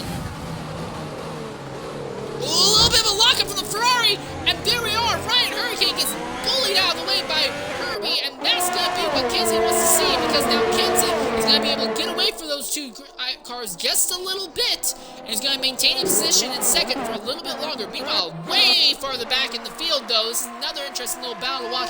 Mr. Anderson, who was involved in instance early in the event, was fighting with Zola, who went around on his own merit, and Zola was in a position to be second. He's 17th now, but Zola is trying to get ahead of Mr. Anderson for good. Oh, this is going to get really interesting here because Herbie is absolutely going to have DRS on Kinsey Retro here. The Honda power plant, again, good initial acceleration, but the Mercedes is a very well-rounded in every aspect. He's going to go to the inside and easily overtake using the DRS. Not even going to be remotely an issue, and there's not really anything Kinsey Retro can do at the end of that straightaway. Kinsey's best bet is going to be to try and get a good run through these corners and utilize the DRS again in front. That's exactly what he's going to do. They're going to be neck and neck once more as they come to the end of the straight. Kinsey, that short straightaway is exactly what that Honda power needed. Oh, but the car twitches out, so they're now side by side going down the hill. One of them's going to have to let off. Oh, look at that crossover. Kinsey made the mistake and still made the crossover and is now back in the second position. He's putting out an amazing defense in the car that he does not seem to be very comfortable with right now. And now Ryan Hurricane is in a position where he might be able to make another dive bomb on Herbie, the same way Herbie did on him. Not to mention, Pickwell was now back in this fight as well. Here we are, Herbie on the inside. Herbie's easily going to clear Kinsey Retro at the end of this small straightaway. But Kinsey Retro's going to try and fight back. He's got a slightly better line. He's keeping clean air on the nose of that Red Bull. Coming uphill, Herbie on the outside, and Kinsey's going to take a little bit shallower entrance for a wider exit, but did not make that line work very well. Hurricane is going to be in a position where he might be able to overtake Kinsey here. And here's the big thing, is Hazel is now coming to the pits. Hazel is pitting, more than likely going to try and get onto a different compound of tires. But Kinsey Retro and Ryan Hurricane are staying out for a little bit longer. It's going to be very interesting to see what happens. Pinkwo is pitting as well. Kinsey Retro, this is going to be for the lead. He makes the dive on Herbie. Despite the fact that those soft tires are definitely wearing out, Kinsey does not care. He is fighting and fighting in earnest in what is, for now, a battle for the lead position. Neck and neck once more between Herbie and Kinsey Retro. Ryan Hurricane is still there, wants to make something happen, but there's just not always enough track there for it to happen. Herbie is trying to put pressure on Kinsey, make Kinsey have another mistake going downhill here so Herbie can get by him, but for now that's not happening, and that's a full course yellow flag as Ollie has had an accident there, and Ollie has had an accident, and that's happened just as after Hazel came out of the pits. So Hazel is the highest driver in the field right now who is not on old tires. But a bunch of drivers are going to get some good free pit stops from this.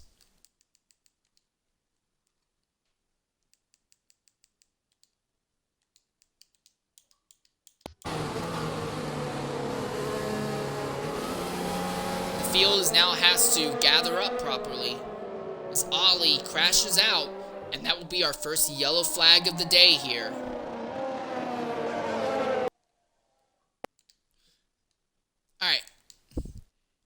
Alright, Ollie, go ahead and include your audio. Ollie, what happened there? You were fighting in the back of the field, and all of a sudden we saw you were knocked out. What happened?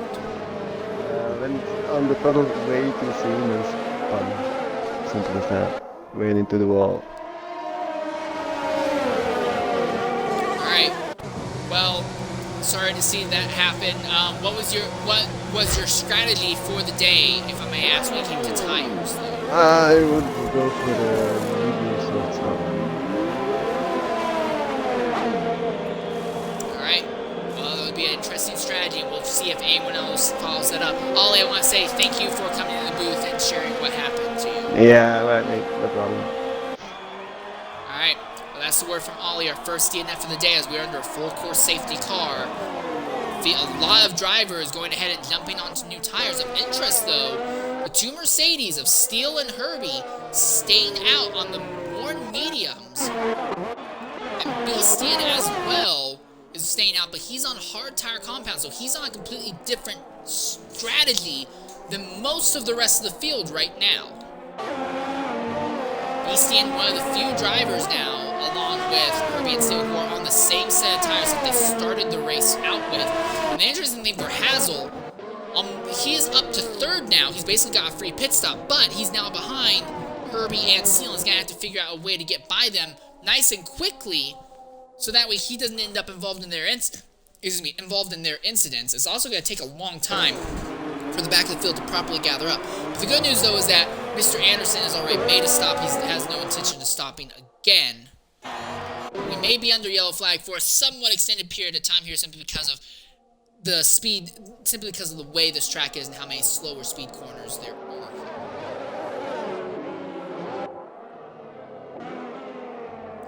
Here comes Penquo. Penquo was up to roughly 4th position when he pitted just before the yellow flag came out. He is now down in 7th.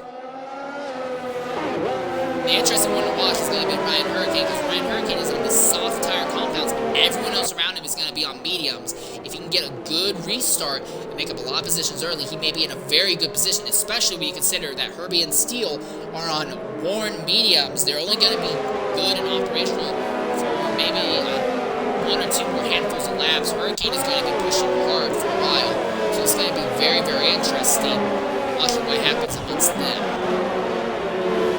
Mad G and Ledger had incidents and pitted, and now they're on slightly more worn tires than everyone else, but they're also caught to the back of the field. So in some ways, this is an advantage, but in other ways, it's going to be a harm for them. Zola qualified right near the front, but spun out on his own. He's been trapped in the back of the field since. He's currently 16th, and is rushing to try and catch up to the back of the field as quickly as possible, as is MCR Path, Boothy, and then the 2 Renaults of Danny, JJ, and Mr. Anderson.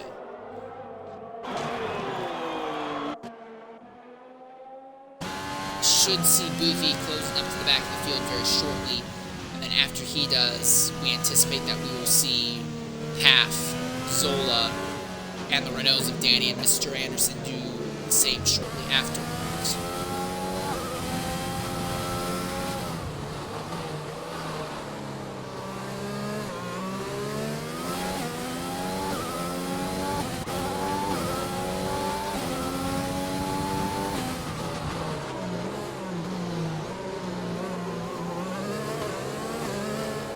Zola has caught the back of the field, and now here comes Danny, and around the final corner is Mr. Anderson. So the entire field has caught up, and the entire field will have caught up at the end of the straight, and that means that hopefully we will be in a position where we can go green flag at the end of this lap. And there's the word from Race Control. Safety car will come in this lap, so we will be going green here. Coming on to lap 17. We're going to ride on board with Hazel. Well, we're going to focus on Hazel for this, because Hazel needs to get by the 2 Mercedes as fast as possible. He has the freshest tires compared to them. Kinsey has 1 lap fresher. Also, this worked out very well for Kinsey. He's been struggling all day, but now he's back in 2nd. And the drivers he's been fighting are all behind him, or on much, much more worn tires ahead of him. So Kinsey is in a position where, despite the fact that he's been fighting with them Red Bull all day long, he may still get a good result out of this. Coming in the green flag now.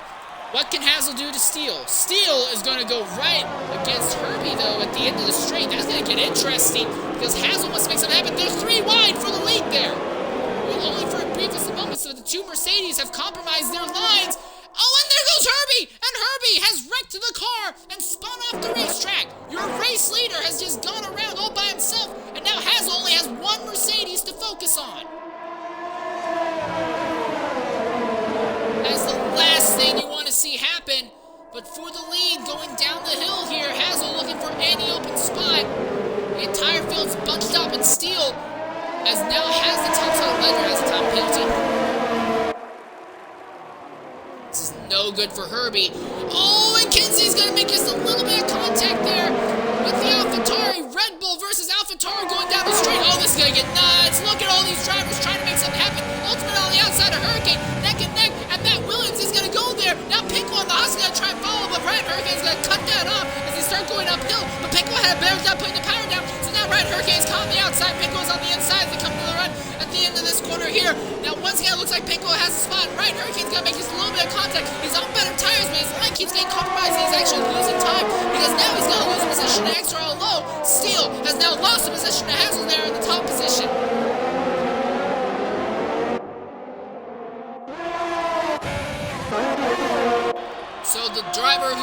dominated early on, now has the lead. And Ryan Hurricane is pitting damage to the car in that little shuffle. So that means that now Boothie is the highest driver of everyone who is not on the medium tire compounds.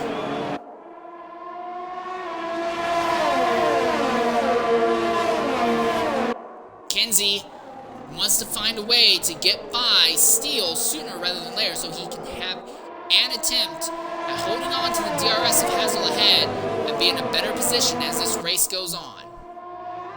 But right now it's not looking like it's going to happen because Hazel is opening up a massive gap. Oh, look at Kinsey Retro, huge dive there at the end of the downhill section. He is there now, he is second, but already the gap is more than a second between himself and Hazel. So Kinsey, unless Hazel makes a big mistake here through this corner, which does not look like he did. Oh no, actually he did, because Kinsey actually closing quite a bit, and now Steele has fallen to third position behind Ultimate. Now Pinquo is going to make the move, going down the straight. And now it's time for low. Steele is trying to fight back against Pinquo, but those more mediums are not working out. He's got a better line though, and that will put him back ahead of the Haas for the moment. But only for that moment.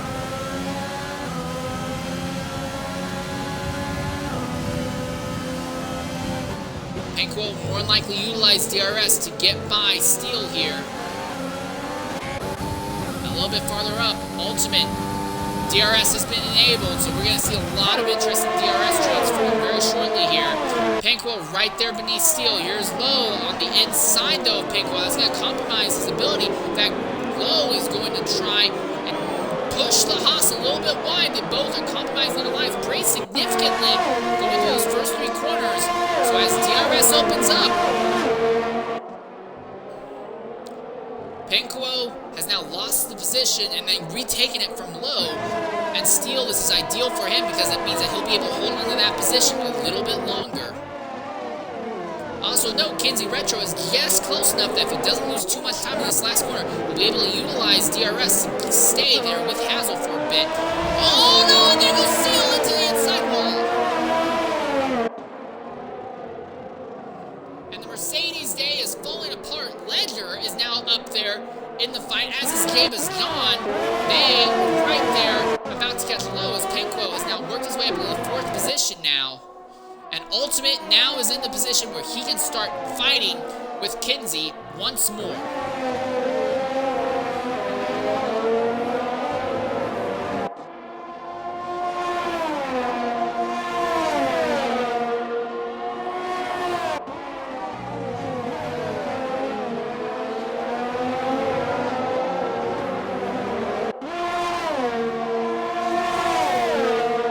Hazel, new fastest lap of the day, 132.43. This is going to be a little interesting here. Look at this DRS train. Boothie on Maggie on Steele, and Steele is right there on Davis Don as well. A little bit of movement, a little bit of issue under braking, and Boothie runs right into the back of Steele, and Steele's not going to be happy with that. But Boothie's main focus needs to be Maggie, but Maggie's going to have a much, much better run coming out of the straight. So now Maggie is going to try and make something happen on Steele, but Steele has DRS on the driver ahead. That's Javis Khan, as Javis Khan is falling off the back of Ledger just a little bit now. And Ultimate got by Kinsey Retro there without too much of an issue. But now the question is, can Kinsey Retro do anything to fight back? Boothie has just gotten back by Matt G.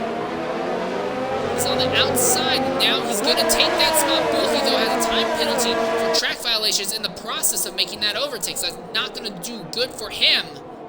Coming around that hairpin, power down. Boothie is getting blocked aggressively by Steele. Can't really do anything, and that's holding everyone else. Matt G didn't get a good run either, so all four of these cars still right on top of each other.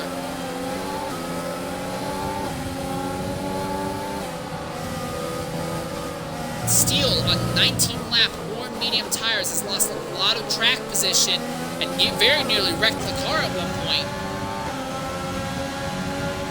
But he's still hanging in there, thinking that there's something he can make happen out of this. Boothie right behind him is on much, much better tires. Ultimate just set the fastest lap time, 132.063. So Ultimate is trying to set himself up as a potential competitor against Hazel for race lead. Boothie has DRS on Steele, who has DRS on Maggie. Oh, Boothie's gonna have a big run, a big head of steam, but under braking, is he gonna go for it? He's not, but Maggie still locks up. So they're right there now. Here we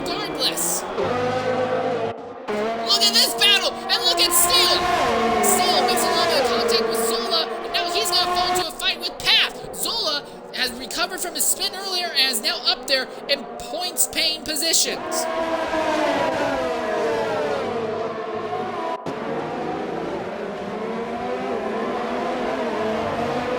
Mad G trying to see if he can do anything to Boofy, put that McLaren under more and more pressure, so he burns off those softs faster and faster. A little bit farther up in the field, though, J-Bus John is there in 7th. He's got DRS on the car ahead. Ledger does not have DRS on the guys ahead. Below has DRS on Pinkwo. That's going to get interesting because Pinkwo is not even close to Kinsey Retro. Kinsey is actually utilizing DRS to stay up there with Ultimate, and he's hoping that Ultimate can help drag him up to Hazel and make it a menage a trois for the lead.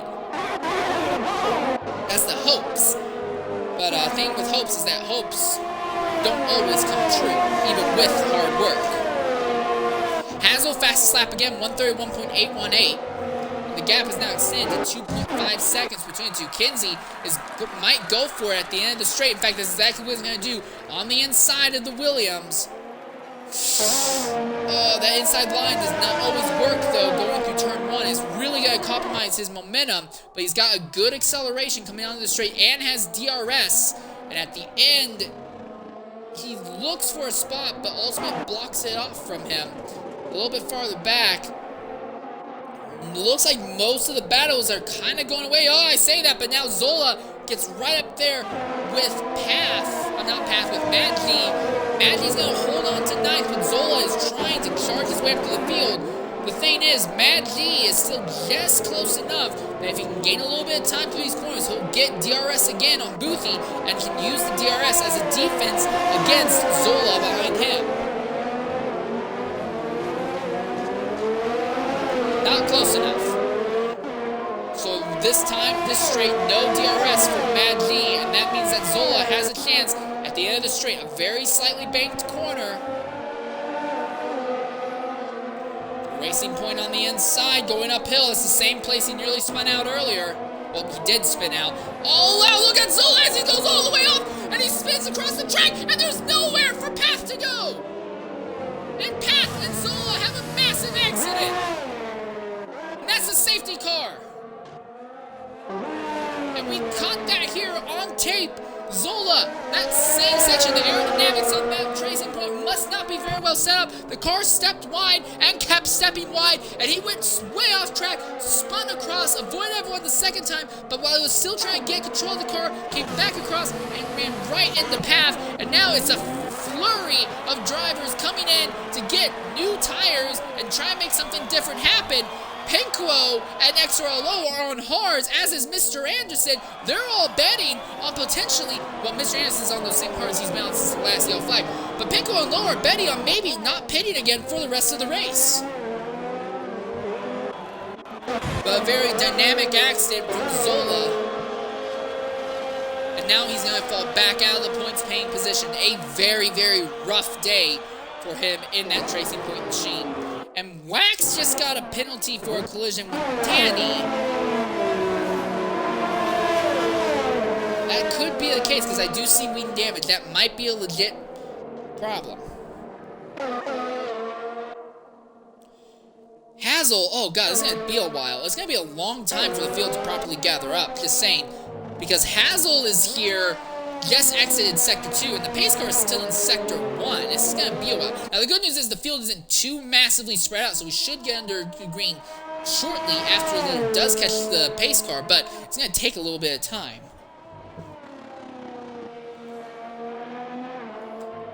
Path now has a drive-through penalty for speeding under the safety car, which is interesting because I don't see how he could be speeding into the safety car when the field is just trying to catch up to the back of the field. And Hazel is going to use this as a free pit stop again. And I wonder what's he going to do. He is going to go and jump onto the hard tire compound. And Boothie now has a penalty for speeding in pit lane because Boothie is also coming in the pits. What's his strategy? Same thing. He's going onto the hard, so he now has to serve a drive-through penalty. So Ultimate is now going to be your race leader.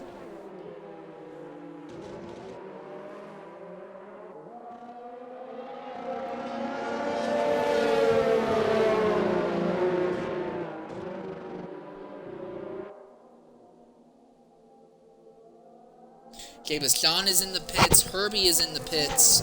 Oh, and Path has just retired from the session. Path, I believe, was saying that he might not be able to stick around for the rest of the race. 1 second.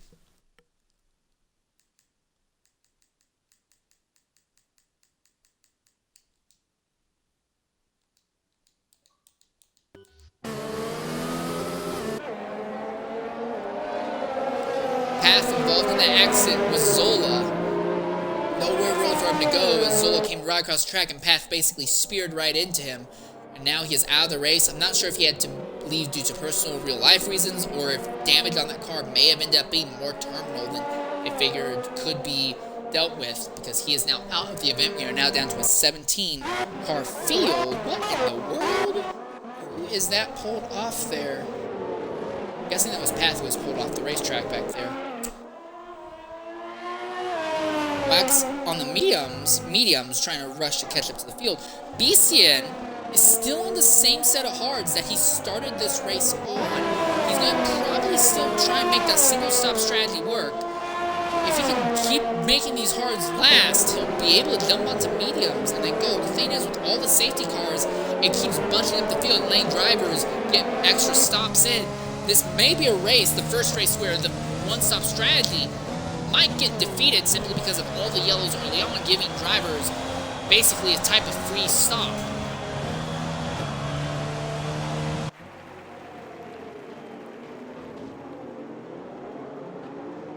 Ideally, we will see Wax catch up to the back of the field this lap.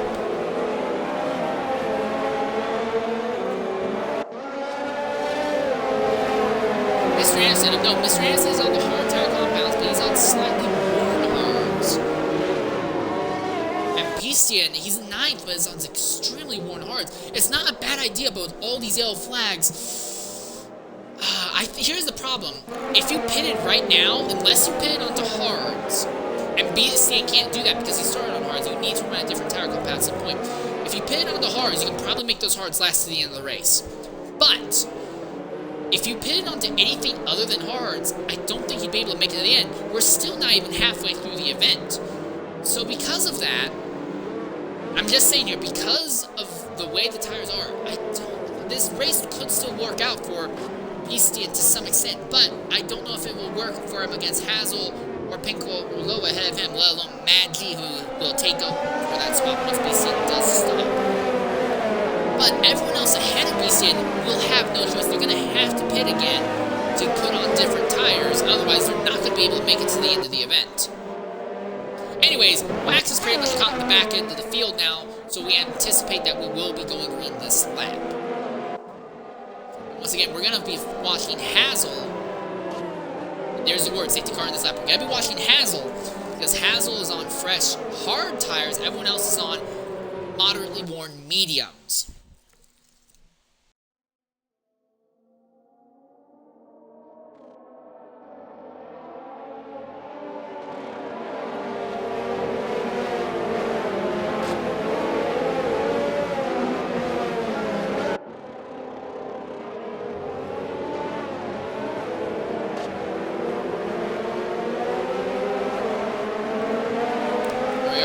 The green flag. What in the world is Kinsey doing?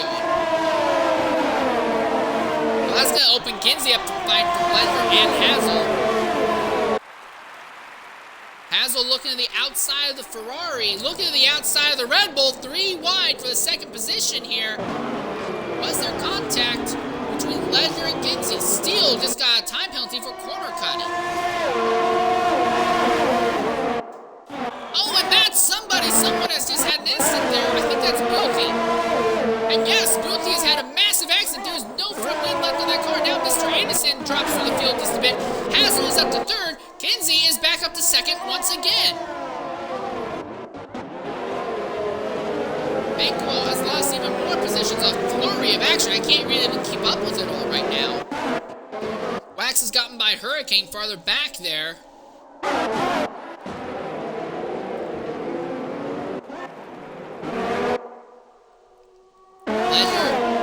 Behind Hazel. Hazel needs to see if he can do anything to Kinsey, and Kinsey is trying his heart out to try and keep up with Ultimate so he can fight for the lead. Kinsey despite having an ill-handling car, is being very well equipped when it comes to driver ability to make something happen. Honestly fighting for a potential win or podium position here. It's going to get interesting. Low has been caught by Mr. Anderson. Wax and Steel having a little bit of exchange of positions back there for 11th and 12th.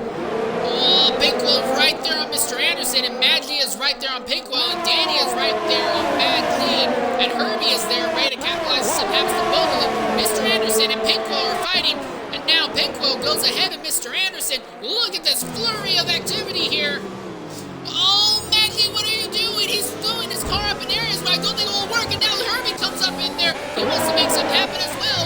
I don't see this working out for them. Oh, good thing they only have DRS. This would make it hell. Mr. Anderson, a huge off there. Almost off the racetrack completely. That's going to put him under threat from Madley and Danny and Herbie as they're running downhill here. Mr. Anderson weaving over the track, and that's really playing havoc with the aerodynamics of that Haas of Madley. Madley and Mr. Anderson still neck and neck. Danny JJ is ready to fight back and make something happen.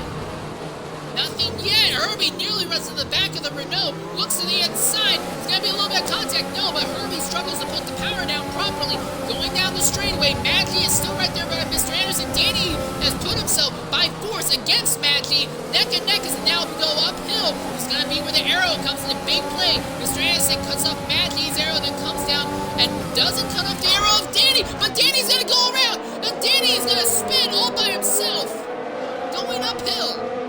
That's going to take him out of that little fight. Oh, look at this. This is nuts. Herbie going 3 wide against Madley and Mr. Anderson. That's not going to work out too well for somebody. Now it's Wax's turn. Wax is going to come down the main straight. Wax is the best run of them all. DRS has been enabled. They're 3 wide again. They're 3 wide again. Oh, God, this is going to be it. Oh, God, this is going to be done. Mr. Anderson, 4 wide. 4 wide down the straightaway. 4 wide overtake. And now Mr. Anderson is going to get back up there. This has gotten absolutely insane. There's a Ferrari off track back there. That's Ryan Hurricanes are going uphill now. Once more.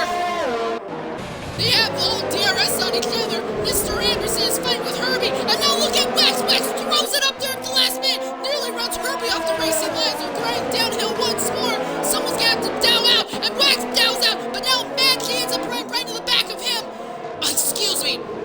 Herbie is right there on the back of Mr. Anderson as they start going uphill right now, neck and neck. Over this little crest and down to the tightest corner here. The Mercedes is going to take the wider line. Mr. Anderson is on the inside, going down. Herbie has the soft tires compound, so for right now, the battle's going to be in his favor. Zola has caught up in the middle of all this fighting, as has James Young. So this battle just keeps getting larger and larger as they now start going uphill once more to the exit Sector 2 and enter Sector 3.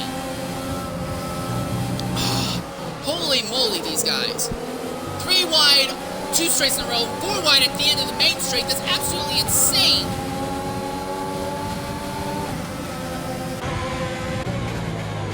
Wax trying to make something happen. Mr. Anderson, Herbie is trying to get away from the Renault as fast as possible. Mr. Anderson is going to lose the position to Madley. Neck and neck behind Zola against Madley, and now Zola is back into the points paying position. This is the second time that he's gotten there, and he makes contact with Mr. Anderson. That's not going to look well. It looked like he just got thrown up there. Regardless of anything, Madley has wind damage now. Zola is looking to make something happen on the cars ahead. He looks to the inside of Mr. Anderson. Mr. Anderson with a huge dive, and Zola goes around. And that's the 3rd accident of the day for Zola. He's jumped it on the inside, and the other driver couldn't see it, cut down on him, and turned him right around.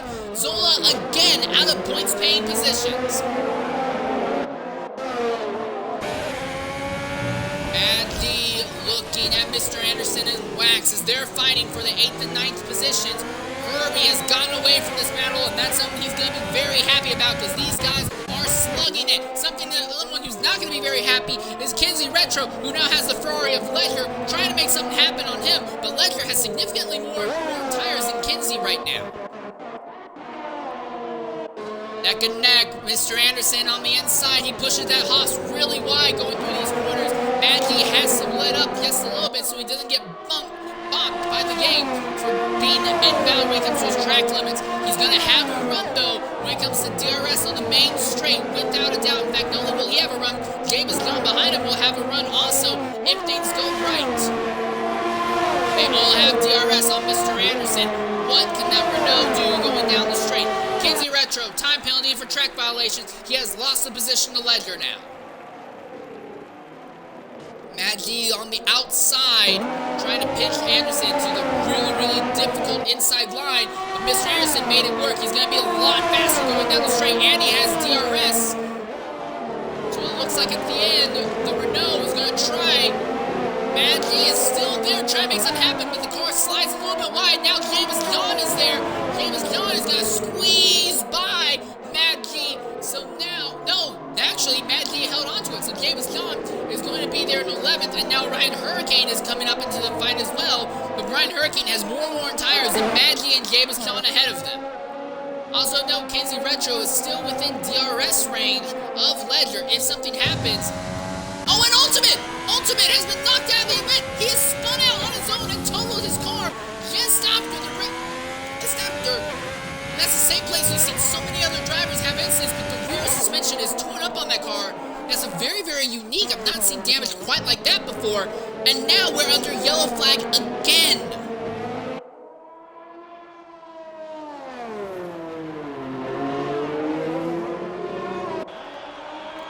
Hazel, your leader once more, as XRRL Ultimate knocked out of the event. One of the fastest drivers in the series has just been knocked out when he was trying to run down against Hazel.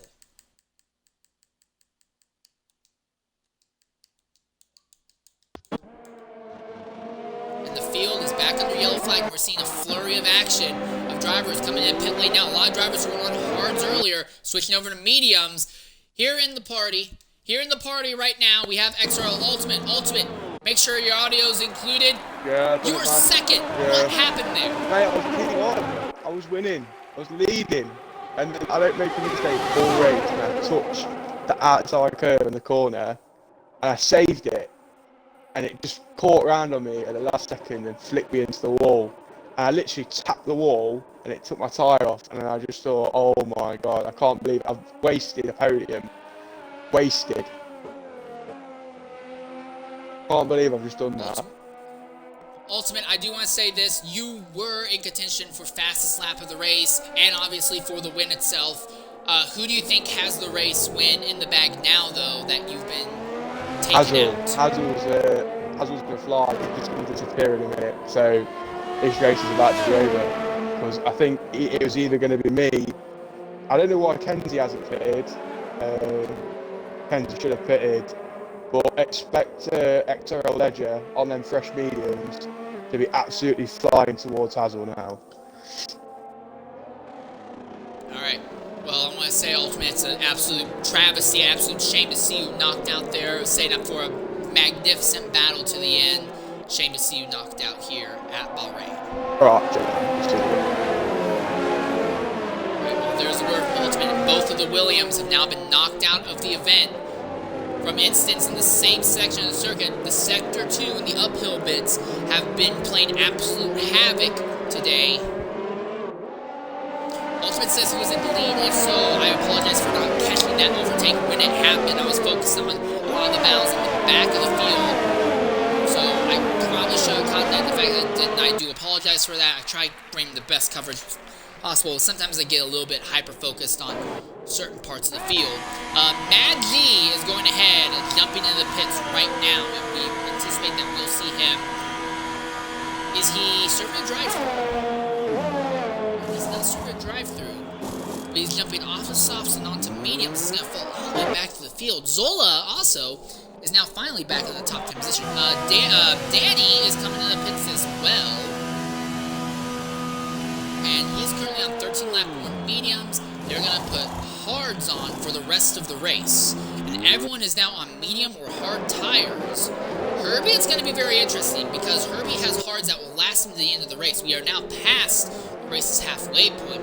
We have roughly 25 laps to go. We know the hards will be reliable at the end of those times. Also, Danny, he put on slightly worn hards as well, so that's going to be a little bit that's a little bit interesting. You don't typically see drivers having slightly worn hards laying about, but apparently they did in the Renault camp. But a lot of drivers are on mediums. I wonder why Kinsey stayed. I have to mimic what Ultimate said. I do wonder why Kinsey decided to stay out if he feels that track position is truly that important. Hazel, we know, has tires and everything that can bring him to the end of the race now. He will be slower near the end of the race because those tires will have roughly 32 laps of wear. But he will be able to go to the end of the race. Ledger is supposedly the driver that we need to watch as he'll fly up through the field on fresh mediums, while Wax has 7-lap board mediums and Kinsey has 16-lap board mediums. It's going to take Daniel a little bit of time to catch up to the back of the field here. I mean, not too much, but a little bit. So we won't go green this lap. We anticipate we'll be going green coming out to lap 34, which means we'll be going over 23 laps to go. A race filled with yellow flags, but not a lot of DNFs. The 3 DNFs we've had have represented the 3 accidents we've seen. Ollie had an accident putting the power down, coming onto that non-DRS string, and destroyed his car. Then Zola, who has had 3 accidents of his own today, in the second one, going uphill, the car went wide, and as he tried fighting it, it snapped out of control, cut across the track, and hit Path. The damage to Path's car, although he was able to continue initially, the damage was considered terminal, and he retired. And then Ultimate was fighting with Hazel for the win, and then had an accident in the same spot on the racetrack. The uphill bit ended up destroying the rear axle of his car. He is now out. So, despite being a race full of safety cars, we still have most of our drivers who have started the event on track. So, very interesting race to say at least. Also, we could honestly be looking at a race broadcast that might go longer than 3 hours if we keep having these yellow flags. I'm not saying it will happen, I'm just saying it is a potential possibility.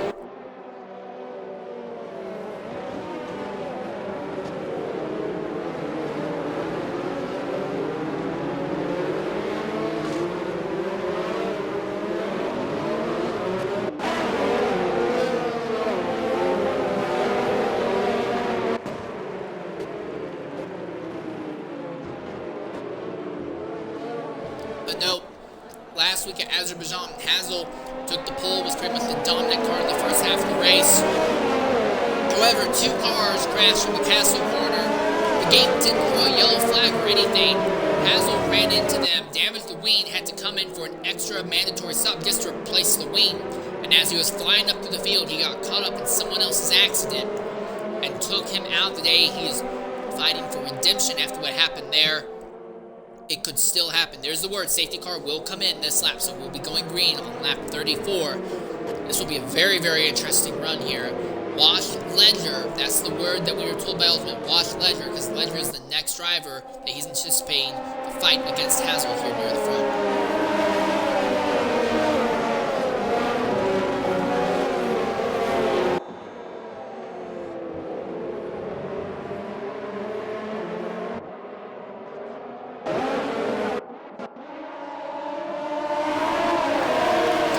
Green flag here. Oh, a little bit of a hiccup from Hazel. Hazel made a mistake putting the power down.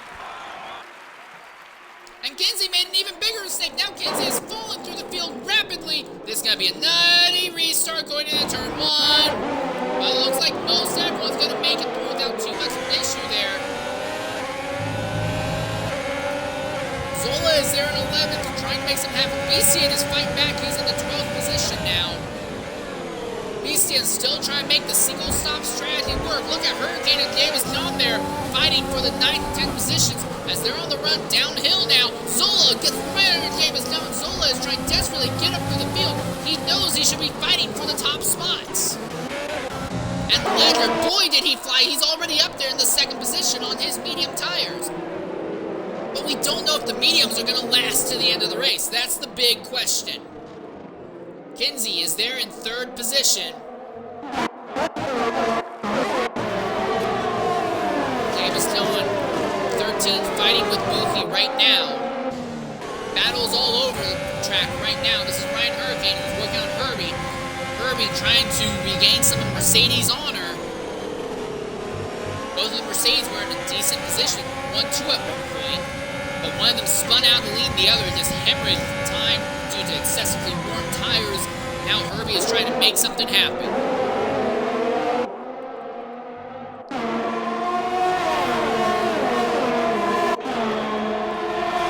Lowe has caught Kinsey.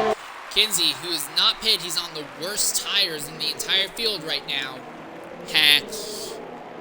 He's fighting back, a little bit of contact side to side, but for the moment, Lowe is going to hold the spot over Kinsey, and now Wax, who at one point was dead last of everyone on circuit, is now fighting back, and Wax is actually going to walk by Kinsey.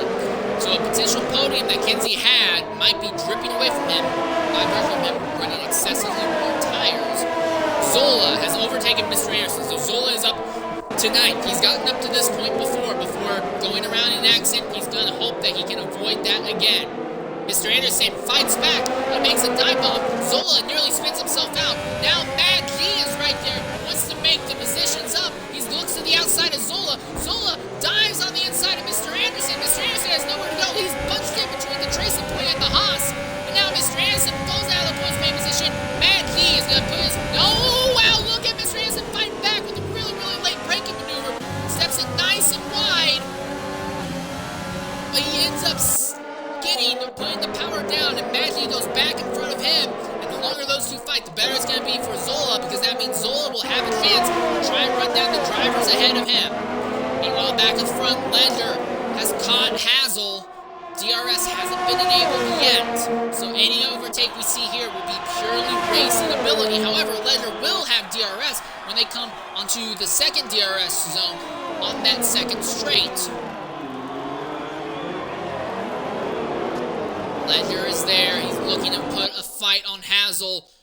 They come uphill. You can see the Ferrari's rear wing pop open, going down the back straightaway. Ledger looking all over, but he closes the wing back up. Can't make it happen. Ledger has a car. It looks like both of the Ferraris we've seen thus far have a car that's very, very well set up for the corners and twisty bits, but not so well set up for the straight line, even when DRS is enabled.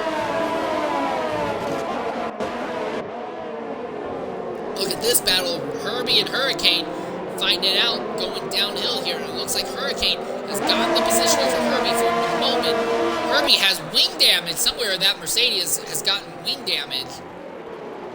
That's not going to do good for him when he starts going uphill, and Zola spins out again. He saves it, but now he's going to fall. He was up to 8th, and now spins out and goes down to 9th. And it seems like 9th seems to be basically his talent. Talent ceiling is not the way to put it. But 9th seems to be the highest that car can stay for any period of time before something happened. That's 4 times now we've seen that tracing point go around.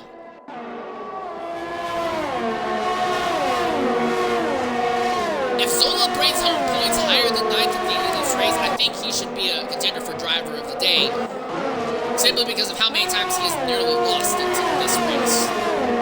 Pinquo has DRS and Wax ahead of him as they're going down the main straightaway. He looks to the inside, neck and neck between two Ferrari-powered machines, and Pinquo will take the spot for the moment, but now Wax will have DRS back, I believe, and yes, that's exactly what's going to happen. So Pinquo dives to the inside to block off the draft advantage, so it's only DRS, so they're going to be neck and neck going through turn 4 now. And Ryan Hurricane is right there. Ooh, Pinquo made a mistake, so Wax is going to go up to 4th, and Hurricane now finds himself up in the 5th position. Oh, and Wax! Oh, you can see that car is destroyed there in Sector 2.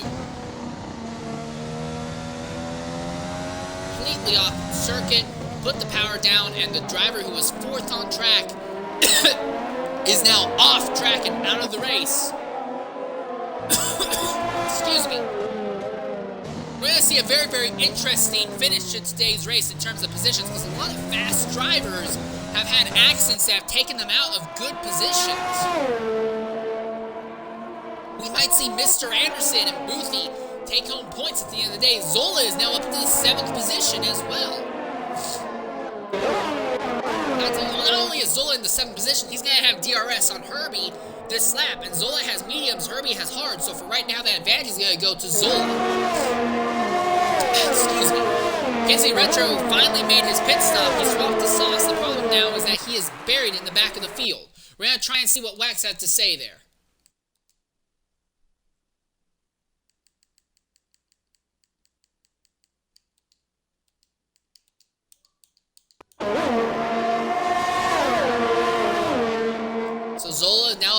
6 as he has overtaken Herbie at the straight. Hurricane is right there behind Lowe. Ferrari trying to gradually set things up.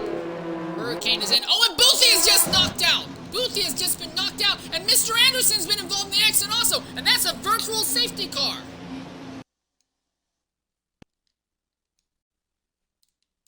And now Mr. Anderson's been kicked out of the session as well.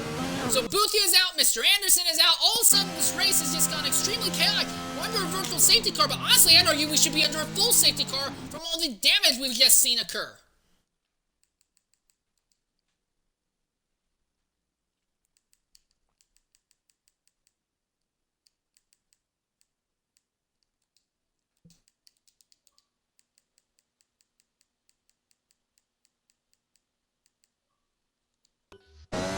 Alright, in the party right now, we have Boothie. Boothie, go ahead and include your audio. What happened there?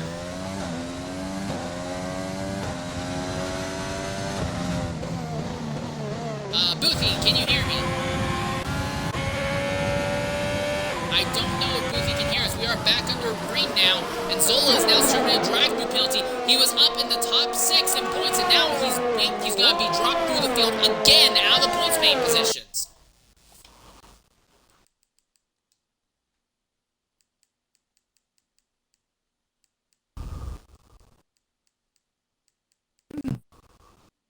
Can you hear me, Boothie? Yep, now we will. Alright, Boothie, real quickly, what happened there that took you out of the race? Danny wanted to melt down.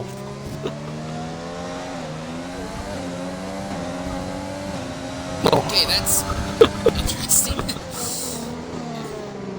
Because you went off, and then afterwards, like about another 2 drivers went off in almost the exact same area, so there wasn't anything wrong with the track there, it was just a racing incident? I have no idea what he was doing to them. Alright, well, it's a shame, Boothie, because you were in line for a bunch of points here today, and sorry to see you get knocked out like that. Alright, well, thanks for jumping into the party with us and being willing to share what happened from your end. We've not had any luck getting Mr. Anderson in the party to see what's happened to him, same with Wax. So we're going to kind of assume that they're not able or willing to speak about what's happened. So we're back underway here. Herbie and Mad G fighting it out for the 6th and 7th positions right now. The Haas is pushed really, really wide and excessively wide, if anything. He's going to fall back in line behind Herbie, but now he has DRS going down the main straightaway, dives to the inside, and for now, Mad G is going to take the point, goes back into the 6th spot. Lowe has lost his position to Ryan Hurricane, and now we're in a position where Ledger has Hazel. We might, if some interesting things happen, we may have a Ferrari 1-2 because Ledger is fighting, honestly, with Hazel right now. The big thing, though, is that Ledger has time penalties of 6 seconds. Hazel has none. Ledger needs to pressure Hazel into making penalties so that way Hazel will not win this race on penalty count back. A little bit of touch right there. No major issue. Ledger, DRS opening up as he's trying to put the pressure on Hazel once more. Looks to the inside but doesn't make a move yet. Hazel on moderately worn hards. Ledger slightly to moderately, depending on how you look at, worn medium tire compounds. You can see Hazel locking up the front tires. Hazel's been the dominant car of the day, but it's not been dominant by any long stretch. He's been fighting with people a lot since the first yellow flag. Danny now has a time penalty for track violation. And Ledger will have DRS on Hazel once more here on the straight. But again, the Ferraris have not been very well set up for straightaway speed. They're closing just a little bit, but not really enough to make anything happen. Ledger's strength has come from the twisty bits, primarily in Sector 2.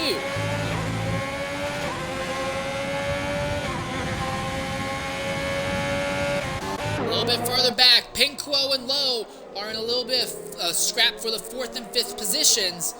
Pinquo has DRS on the McLaren, but for now, the McLaren's going to hold on to his position. Back in the battle for the front, the gap's opened up just a tad between 1st and 2nd. Ledger trying to close it in any way he can. really putting pressure on Hazel. You can see Hazel locking up the front tires, corner after corner after corner. Someone just went off there. That was Mad G, who just went way off the circuits, lost the position to Pinkrow and Herbie. Now Mad G falls all the way to 7th, and he's very lucky that didn't turn out to be a massive penalty or an accident, because now he has Danny there behind him. We'll put DRS on him. Meanwhile, back in the battle for the lead. More lockups. Hazel is locking up the tires time and time and time again. Ledger less than right at 2/10 behind Hazel. Less than that now. He's got a very, very good position. If he can maintain that gap going through this last corner, he'll have DRS, and this could be his best chance to make a dive at the end of the straight. He loses time again, though, exiting the corner. He's back there within 3/10. Hazel goes down low to break the draft. Ledger is still there, but he's just not doing anything. He's pushing Hazel aggressively, trying to make Hazel make mistakes, lock up those tires, either go off track and lose a bunch of time there, or do time penalties or something. We don't see him making a whole lot of active moves on track. It's all a mind game right now. Farther back in the field, Danny has caught Mad G, and Mad G has DRS on Herbie ahead of him as well. So no outright moves there. Going back downhill, Ledger backs off significantly from Hazel. So the gap opens up a little bit more in Hazel's favor once again onto this short back straightaway where you have DRS. And of note, Ryan Hurricane is actually starting to catch these guys. So Ryan Hurricane might be in a really good position because he's just been flying. Although he doesn't have the advantage of DRS, he is closing on the 2 leaders as Hazel continues to make lockup after lockup. We see him lock up in that corner alone 3 laps in a row. Pinkrow still trying to make something happen to Lowe. The battle between Lowe and Pinkrow is slightly mirroring the one between Hazel and Ledger. Only difference is here, Pinkrow is the one. Well, no, they're basically the same. It's just Lowe has slightly more tires than Hazel, and Ledger is pitting. So now Ledger has pitted, and whatever tire compound he jumps onto, that will be the tires he will run for the rest of the event. And Ledger is on softs. He's got to run softs to the end of the day. There's 14 laps left in the event. That's a risky strategy, but if he can make it work, it would pay big dividends. He's betting on everyone else having to make a stop, I imagine. Herbie and Mad G fighting once more, and Danny is going to have DRS on both of them. And Mad G on the outside is going to take the position, and Danny is now going to put pressure on Herbie once more. Also, I can't tell you, take a shot every time I've said it in this race. Zola is back in the points paying positions. He is 10th now. Ooh, Mad G gets a little bit sideways there, and Lowe is still trying to make something happen to Pinkrow. It's a very interesting decision by Ledger to jump onto the softs at this point in the event. I think you would want to run another 2 or 3 laps just so the softs don't drop off at all by the end of the race. He was right there. He's putting DRS on Hazel, and now Mad G has a time penalty. But now it's Hurricane's position. Hurricane is on medium tire compounds. He's still closing the gap on Hazel slowly. So Hurricane might be able to jump in onto soft tire compounds and try to run down on Hazel. The thing is, with Ryan Hurricane, is that if he goes ahead and jumps onto the softs, Hazel might be in a position where he can stay out on the hards for the rest of the event. Ledger has caught Zola now, and without issue will get by him. Herbie is pitting. Herbie is now coming in.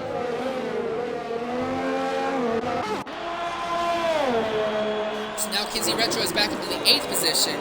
Kinsey's going to have to pit again as well because he's on soft, but there's no way those softs, which already have 7 laps of wear on them, are going to last another 13 laps. And even if they do, he'll be ungodly slow compared to the rest of the field.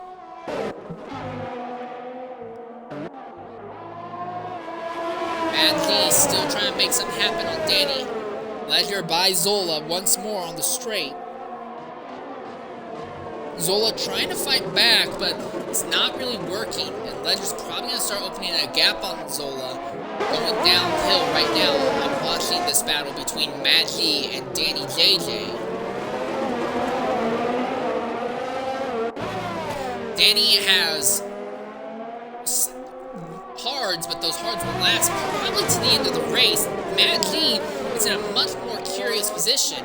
Honestly, the gap right now between everybody is such that Hazel might have to worry about Danny if Hazel pits, because Danny will probably make those hards last to the end of the race without too much of an issue. Also, Hurricane is now within DRS range of your leader. Not this time, but at the rate he's closing in, he will be next lap. So he's catching the leader on his own volition. And again, I'm going to change the gap from interval to leader. Danny is 13. Who's that? Someone just went off. Was that Herbie? Yeah, Herbie's just had an accident there at the top of the hill at the exit of sector 2. He is back underway though, but now he's going to fall out of the points paying positions. He was on soft tires, I'm guessing, on those cold softs, had a little bit of an accident, a little bit of a spin, I should say. It looks like there's no damage on the car, but now that Mercedes is back out of the points paying positions. So Hazel has opened up a bit on Hurricane, so now Hurricane's dropping off. So I think this would honestly be the best time to go ahead and jump in for softs if you wanted to do so. The thing is, it's a big if, but if Hazel comes in and swaps tires, Hurricane inherits the lead, and Danny might take the top spot. But if Hurricane comes in for softs, Hazel can just nurse those tires to the end because he has 6.5 seconds over Pinquo, and Pinquo's mediums are not getting any faster.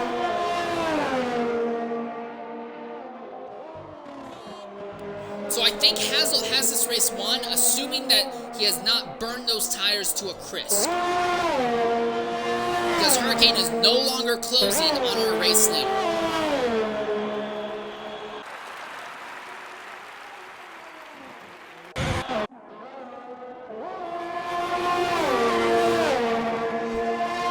Still has DRS on Danny, but isn't able to do anything to him.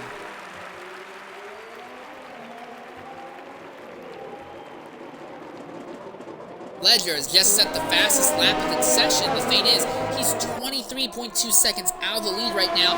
He basically is requiring everyone ahead of him to make another pit stop if he wants to get this win.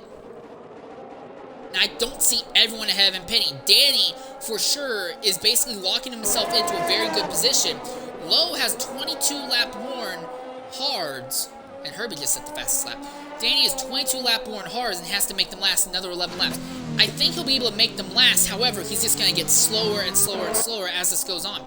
Hurricane has now close to about 1.1 seconds, now less than that on Hazel. He needs to be within a second of Hazel so he can start putting pressure on him.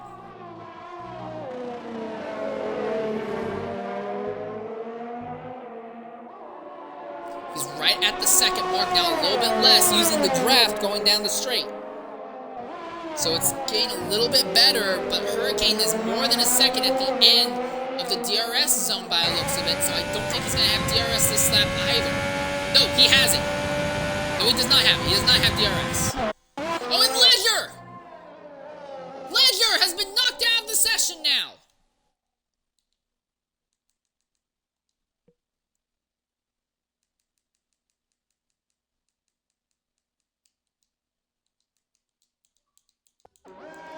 But now Ledger has been knocked out. Herbie is going to be back in the points-paying positions. And Zola is back in the points-paying positions as well. Ryan Hurricane is now within DRS range of your race leader. Here we are, Ledger coming into the party. Ledger, go ahead, include your audio. What happened there?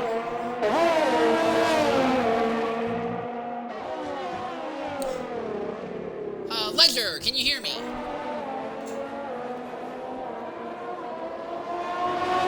I have no idea if you can hear me properly. He also might be someone who just doesn't have a mic. But yeah, he's gone already, so we're not going to be able to get a word from him. I think he's someone who doesn't use a mic. But anyways, Ryan Hurricane is now within DRS range of Hazel.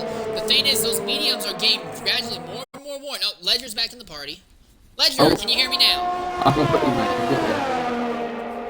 Okay, Ledger, go ahead and include your audio. What happened there that took you out of the race? I did the same thing as well. I hit that inside curb on the long right hander. It was it was a done job. That's a shame, Ledger, because if everyone ahead pitted, which we're still not sure if everyone's tires are going to make it, if everyone ahead pitted, you were in position to take home potentially second, if not the race win. Yeah, so obviously I was behind Hazel. I wasn't planning on overtaking Hazel anyway because I had the time penalties and his straight line speed was a lot quicker than mine. And I ran into the back of him after the straight, so I got a little bit of wing damage. I was going to have to go on to softs anyway because my mediums weren't going to make it. So it was bittersweet really, but it's a shame that I didn't finish. Alright, one more question. This goes for both you and your teammate, Ryan Hurricane, who is fighting with Hazel for the race win right now. Is it true what we've noticed, that the Ferraris are just not kitted for straight line speed, and for right now they're kitted for handling ability? Exactly. Like as you were seeing, sector 2 is quite strong for us. Going down the straights, as you can see now, we're not really getting any time even with DRS onto Hazel. So hopefully Ryan will just force him into a mistake and be able to get past him. And fingers crossed. Alright, well, we'll see, Ledger. You definitely put a lot of pressure on Hazel, and I think those hards are worn a lot more than normal, considering how much pressure you put on him and how many lockups. And Lowe has just knocked himself out of the session as well. Lowe has had an accident in the same place that Ledger has, but he's gone way wide off the circuit, and that's another virtual safety car. Late in the event, this race has gone extremely chaotic. We're going to try and get Lowe into the party to see if he can say what happened to him. But all of a sudden, this race has just taken on a very, very chaotic direction here. I'll talk to you later, mate. Thank you. Alright, have a good time, Ledger. Sorry about your race. Thank you, mate. We're going to try and talk to Lowe here, as we are under a virtual safety car once more.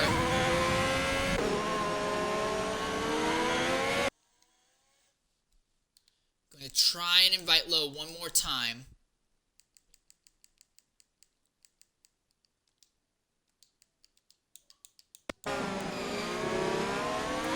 Back to the fight for the lead. This is the most active fight on track as well. Ryan Hurricane, he's right in the DRS range of Hazel. We heard it from Ledger. Even with DRS, the Ferraris are so kitted out for handling right now that they're not able to make anything happen. Hurricane needs to make Hazel make a mistake. Otherwise, this race is not going to go in his favor. The mediums are going away from him, but at the same time, Hazel's hards are going away from him as well.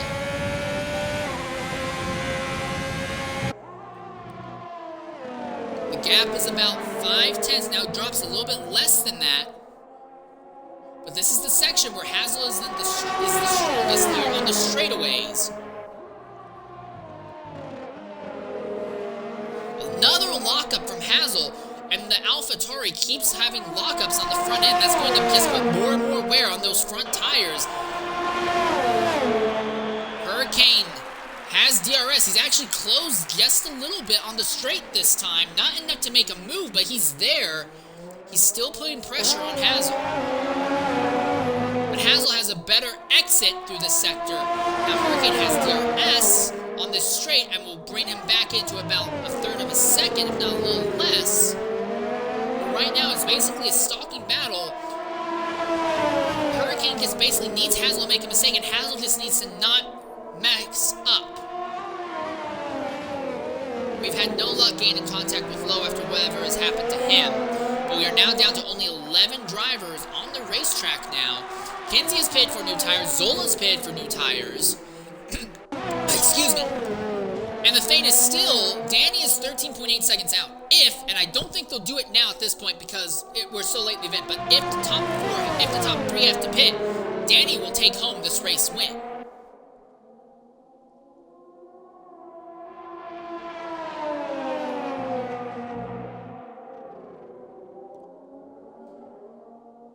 Now Ryan Hurricane's having his own little issues with locking up the front tires. So right now the battle for lead has kind of stalled out. They've caught each other. Hurricane's caught Hazel, but he can't do anything to Hazel because the AlphaTauri is so much faster in a straight line that even with DRS, it's just keeping the Ferrari there, not really giving him a chance to make an overtake. He'll get within about a third of a second at the end of the straights, but can't do anything after that point.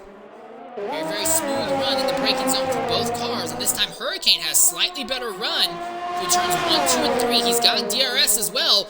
This could be it. He's there. He's within about 2/10, but not close enough. He thought of it, but he's not close enough to make it happen. He has to back off significantly from Hazel in turn 4.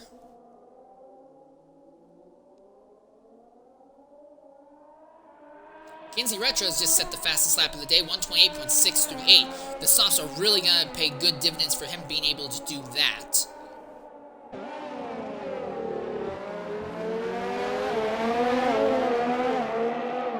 Hazel has been the dominant driver of the day, but ever since the first yellow flag came, that's not been an uncontested dominance. Drivers have been fighting him and stalking him most of the day, but a lot of the time it's been other people taking themselves out or being caught either by poor pit strategy or by virtue of having an accident. So Hazel has led a significant chunk of this race, but he's been playing defense for a lot. He's definitely been experienced today when it comes to rain defense. The gap between Hazel and Hurricane actually seems to be very, very slowly increasing in Hazel's favor.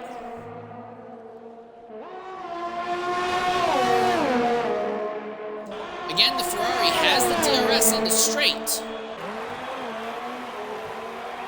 Well, this is the closest he's been. Within a third of a second at the end of that first corner. Zola, another time penalty. A yellow flag. Zola has had another accident. He's back underway, but it just goes from bad to worse for Zola. The good news for Zola, though, is that he's 22 seconds ahead, so he's not going to just idly spin himself out of the points main position. Now he'll have to pretty much wreck himself out of the points main positions at this point in the event. Hazel trying to get redemption for a win that was stolen from him partially by the game at Azerbaijan. Ryan Hurricane trying to make something happen in the Ferrari. Ooh, Hazel had a little bit of problem getting onto the straight there, and Hurricane has DRS and a good run. The tires are going away on both of these cars right now, but here's the thing, the tires are going away on everyone who's not Kinsey, Herbie, or Zola at this point, and those three drivers are all so far out, they're not going to factor into it. That's the closest Hurricane has been all day long, coming in through that corner. So now the situation is shifting. Hazel was extending the gap. Now the gap is shrinking again, more and more in Hurricane's favor. He's within a quarter of a second going through the final corner. If he has the ERS, enough ERS on the straight and the DRS, he might be able to utilize both and make a dive bomb over Hazel. This might be it. He's got it. He's within 2/10, but he's not making the move yet. He brakes extremely early to make sure he does not hit the AlphaTauri. He's still there. He's within 2/10.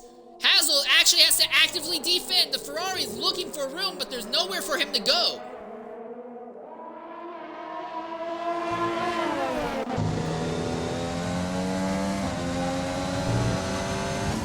This is the most active battle on the track. Davistown and Beastian may be having a battle shortly for the last points main position, but right now, this is the one with the most interest. Ooh, Hazel, bad lock up there.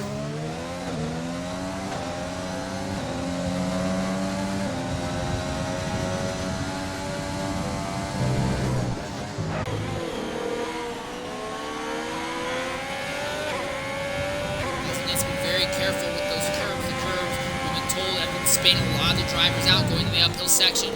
With this little left in the race, you don't want to make it. Both Hazel and Ryan Hurricane have a lock up there in the second to last corner. Hurricane has DRS.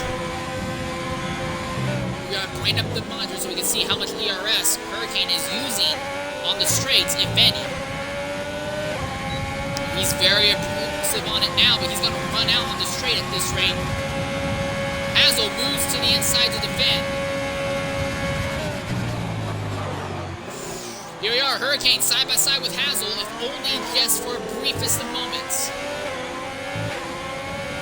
Now Hazel opens up the gap once more on the straight. Hurricane uses ERS-DRS combo to close back in. The thing is, ERS is not an unlimited thing. There's only so much of it, and Hurricane is going to potentially run out. Hazel has a little bit more ERS than Hurricane does, by the looks of it.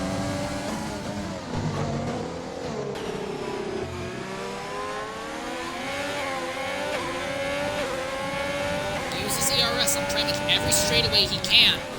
And that's helping him stay within DRS and fighting range. Oh, and Penquo! He was running third, and now Penquo has just been involved in an accident all on his own. And that's a safety car! That's a full course safety car! Oh god, and that's a full course safety car on lap 54! The race may be over. The race might be over. The race may be over. The field will catch the safety car on lap 55. I don't see any way we're going green on lap 56, and I don't think we'll go green on lap 57. That might be it. The race might be over. We do not know yet. We're going to try and get in contact with Pinko, see what happened to him.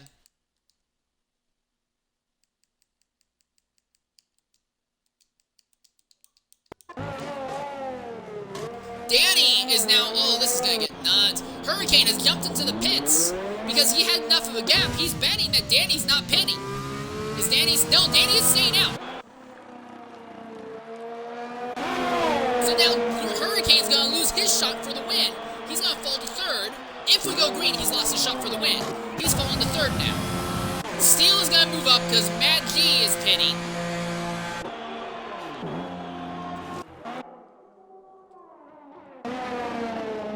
Hasler's caught the back of the field. I think this race is over. I don't think we're going to go green again. I see no way that we're going to go green flag again here. There's only 10 cars left on the track as well, so every driver here is going to take a point. Jay Bastion is now trapped behind Hazel, so that will help Hazel a bit if Jay Bastion ends up staying there in second, because that means he'll be running interference and protecting that position. And here's the other thing, Danny has time penalties, Hazel does not. Danny only has 3 seconds worth of time penalties, but he still has time penalties, while Hazel does not. Yeah, I see no way, there is no way we're going to get this race going again. This race is, I think this race is going to win under yellow. Stick around, because we might still see green on what will be the last lap. No, safety car in this lap. So we're going to have a 2-lap shootout here. Oh, and there's damage on the Renault car. James, John, and Danny have just had an accident, and there's damage on the Renault's front wing now. And neither James, John, or Danny are moving out of the way, so I don't see any way that Hurricane's going to have a serious attempt at doing anything to Hazel. There's only going to be 2 laps. Oh, this is going to be bad. And we also don't know if they're going to re-enable DRS or not when we come to the green flag. So we are going to go green. This is going to get nutty because Hurricane needs to get by Danny and get by as fast as possible. Hurricane opens up the DRS behind them. Steele and Kinsey Retro are in a fight. Kinsey might still have a potential podium in the works here. Ryan Hurricane right there behind Danny. He'll have DRS if the DRS has been enabled. Has it? It does not look like it, but it doesn't look like that will matter too much if Danny can just get a good run. But here we are. Hazel is already running away. Hurricane trying to get by the Renault as fast as possible. He's side by side with him. He's around. The gap between first and second is 1.4 seconds, but the leader, Hazel, has very, very worn hards. Ryan Hurricane is on the freshest softs that money can buy right now. Danny and Steele are now fighting. Kinsey Retro is there also. This is another accident potentially waiting to happen. There's still damage on the Renault of Danny as well. He is on hards that are significantly worn as well. The gap is down to 1.1 seconds between Hurricane and Hazel. Hurricane needs to get within DRS range. He's in less than a second. This is going to be a mad charge. It will be a mad charge if Hurricane can make it happen. I don't think he was within DRS range, though, at the detection zone.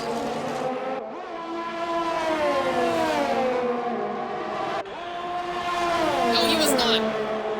But he's still closing and closing at a rapid rate. He's going to have one single lap to go at it. Mad D is making it 3 wide there for the 3rd position. They're neck and neck. And Kinsey is back in the podium positions where we thought he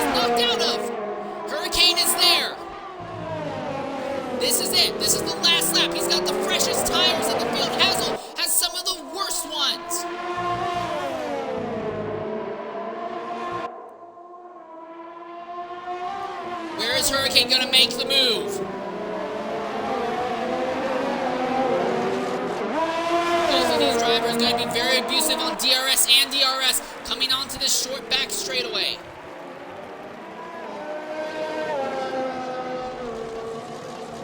The advantage is Hazel. He got a better run putting the power down.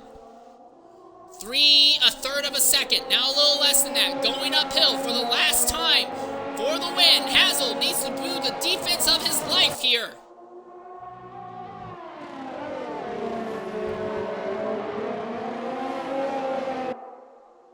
Hurricane very aggressive on DRS and ERS, trying to do everything he can. He's gonna have to shoot it to the inside of Hazel in this final corner. There's no other chance. And he's around! And the Ferrari goes around, and that means Hazel is going to win. Hazel is going to win the race. McKenzie Retro is going to come home second. Mankey is going to come home third. Danny is going to come home in the fourth position. Steele is going to come home fifth.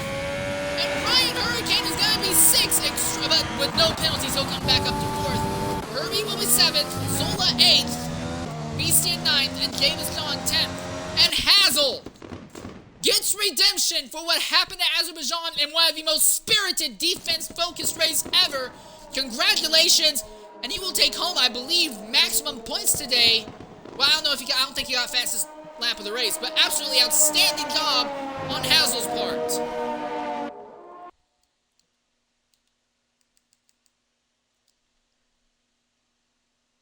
We're gonna try and talk to Hazel.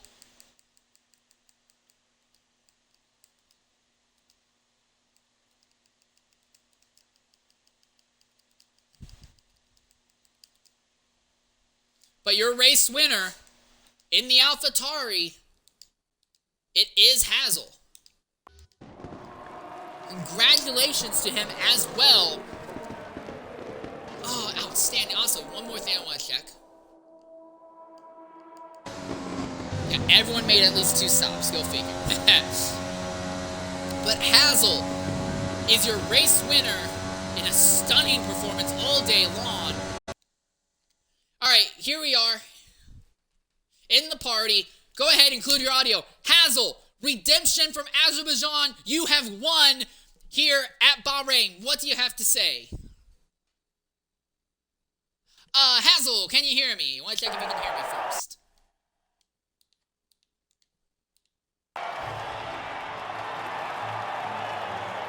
Hazel, I have no idea if you can hear me. If you can hear me, go ahead and give me a sign. But anyways, there's your post-race celebrations. Also, Kinsey Retro, I do want to go ahead and see if I can get an invite to him as well to hear what he has to say.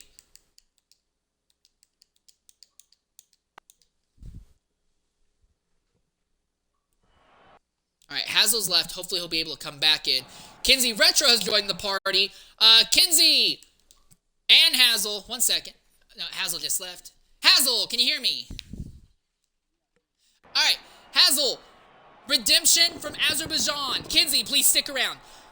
Hazel, redemption from Azerbaijan. You've won here at Bahrain. What do you have to say? Hazel, redemption from Azerbaijan. You've won here at Bahrain. What do you have to say?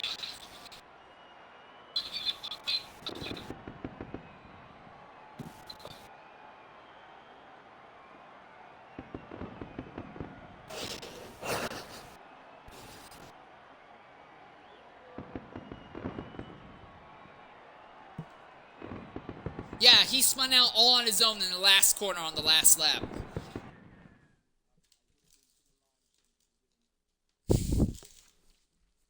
Well, either way, outstanding job on your end, bringing home the victory from the pole. I do have to ask, what went through your head when that last safety car came out?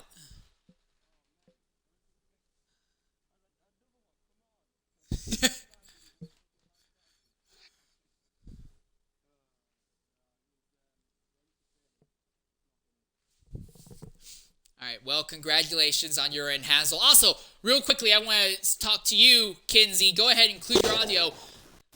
In the podium positions for basically the entire first half of this race, bad tire strategy saw you drop all the way back out of the points-paying position. How the heck did you get back into second at the end? That safety car was exactly what I needed.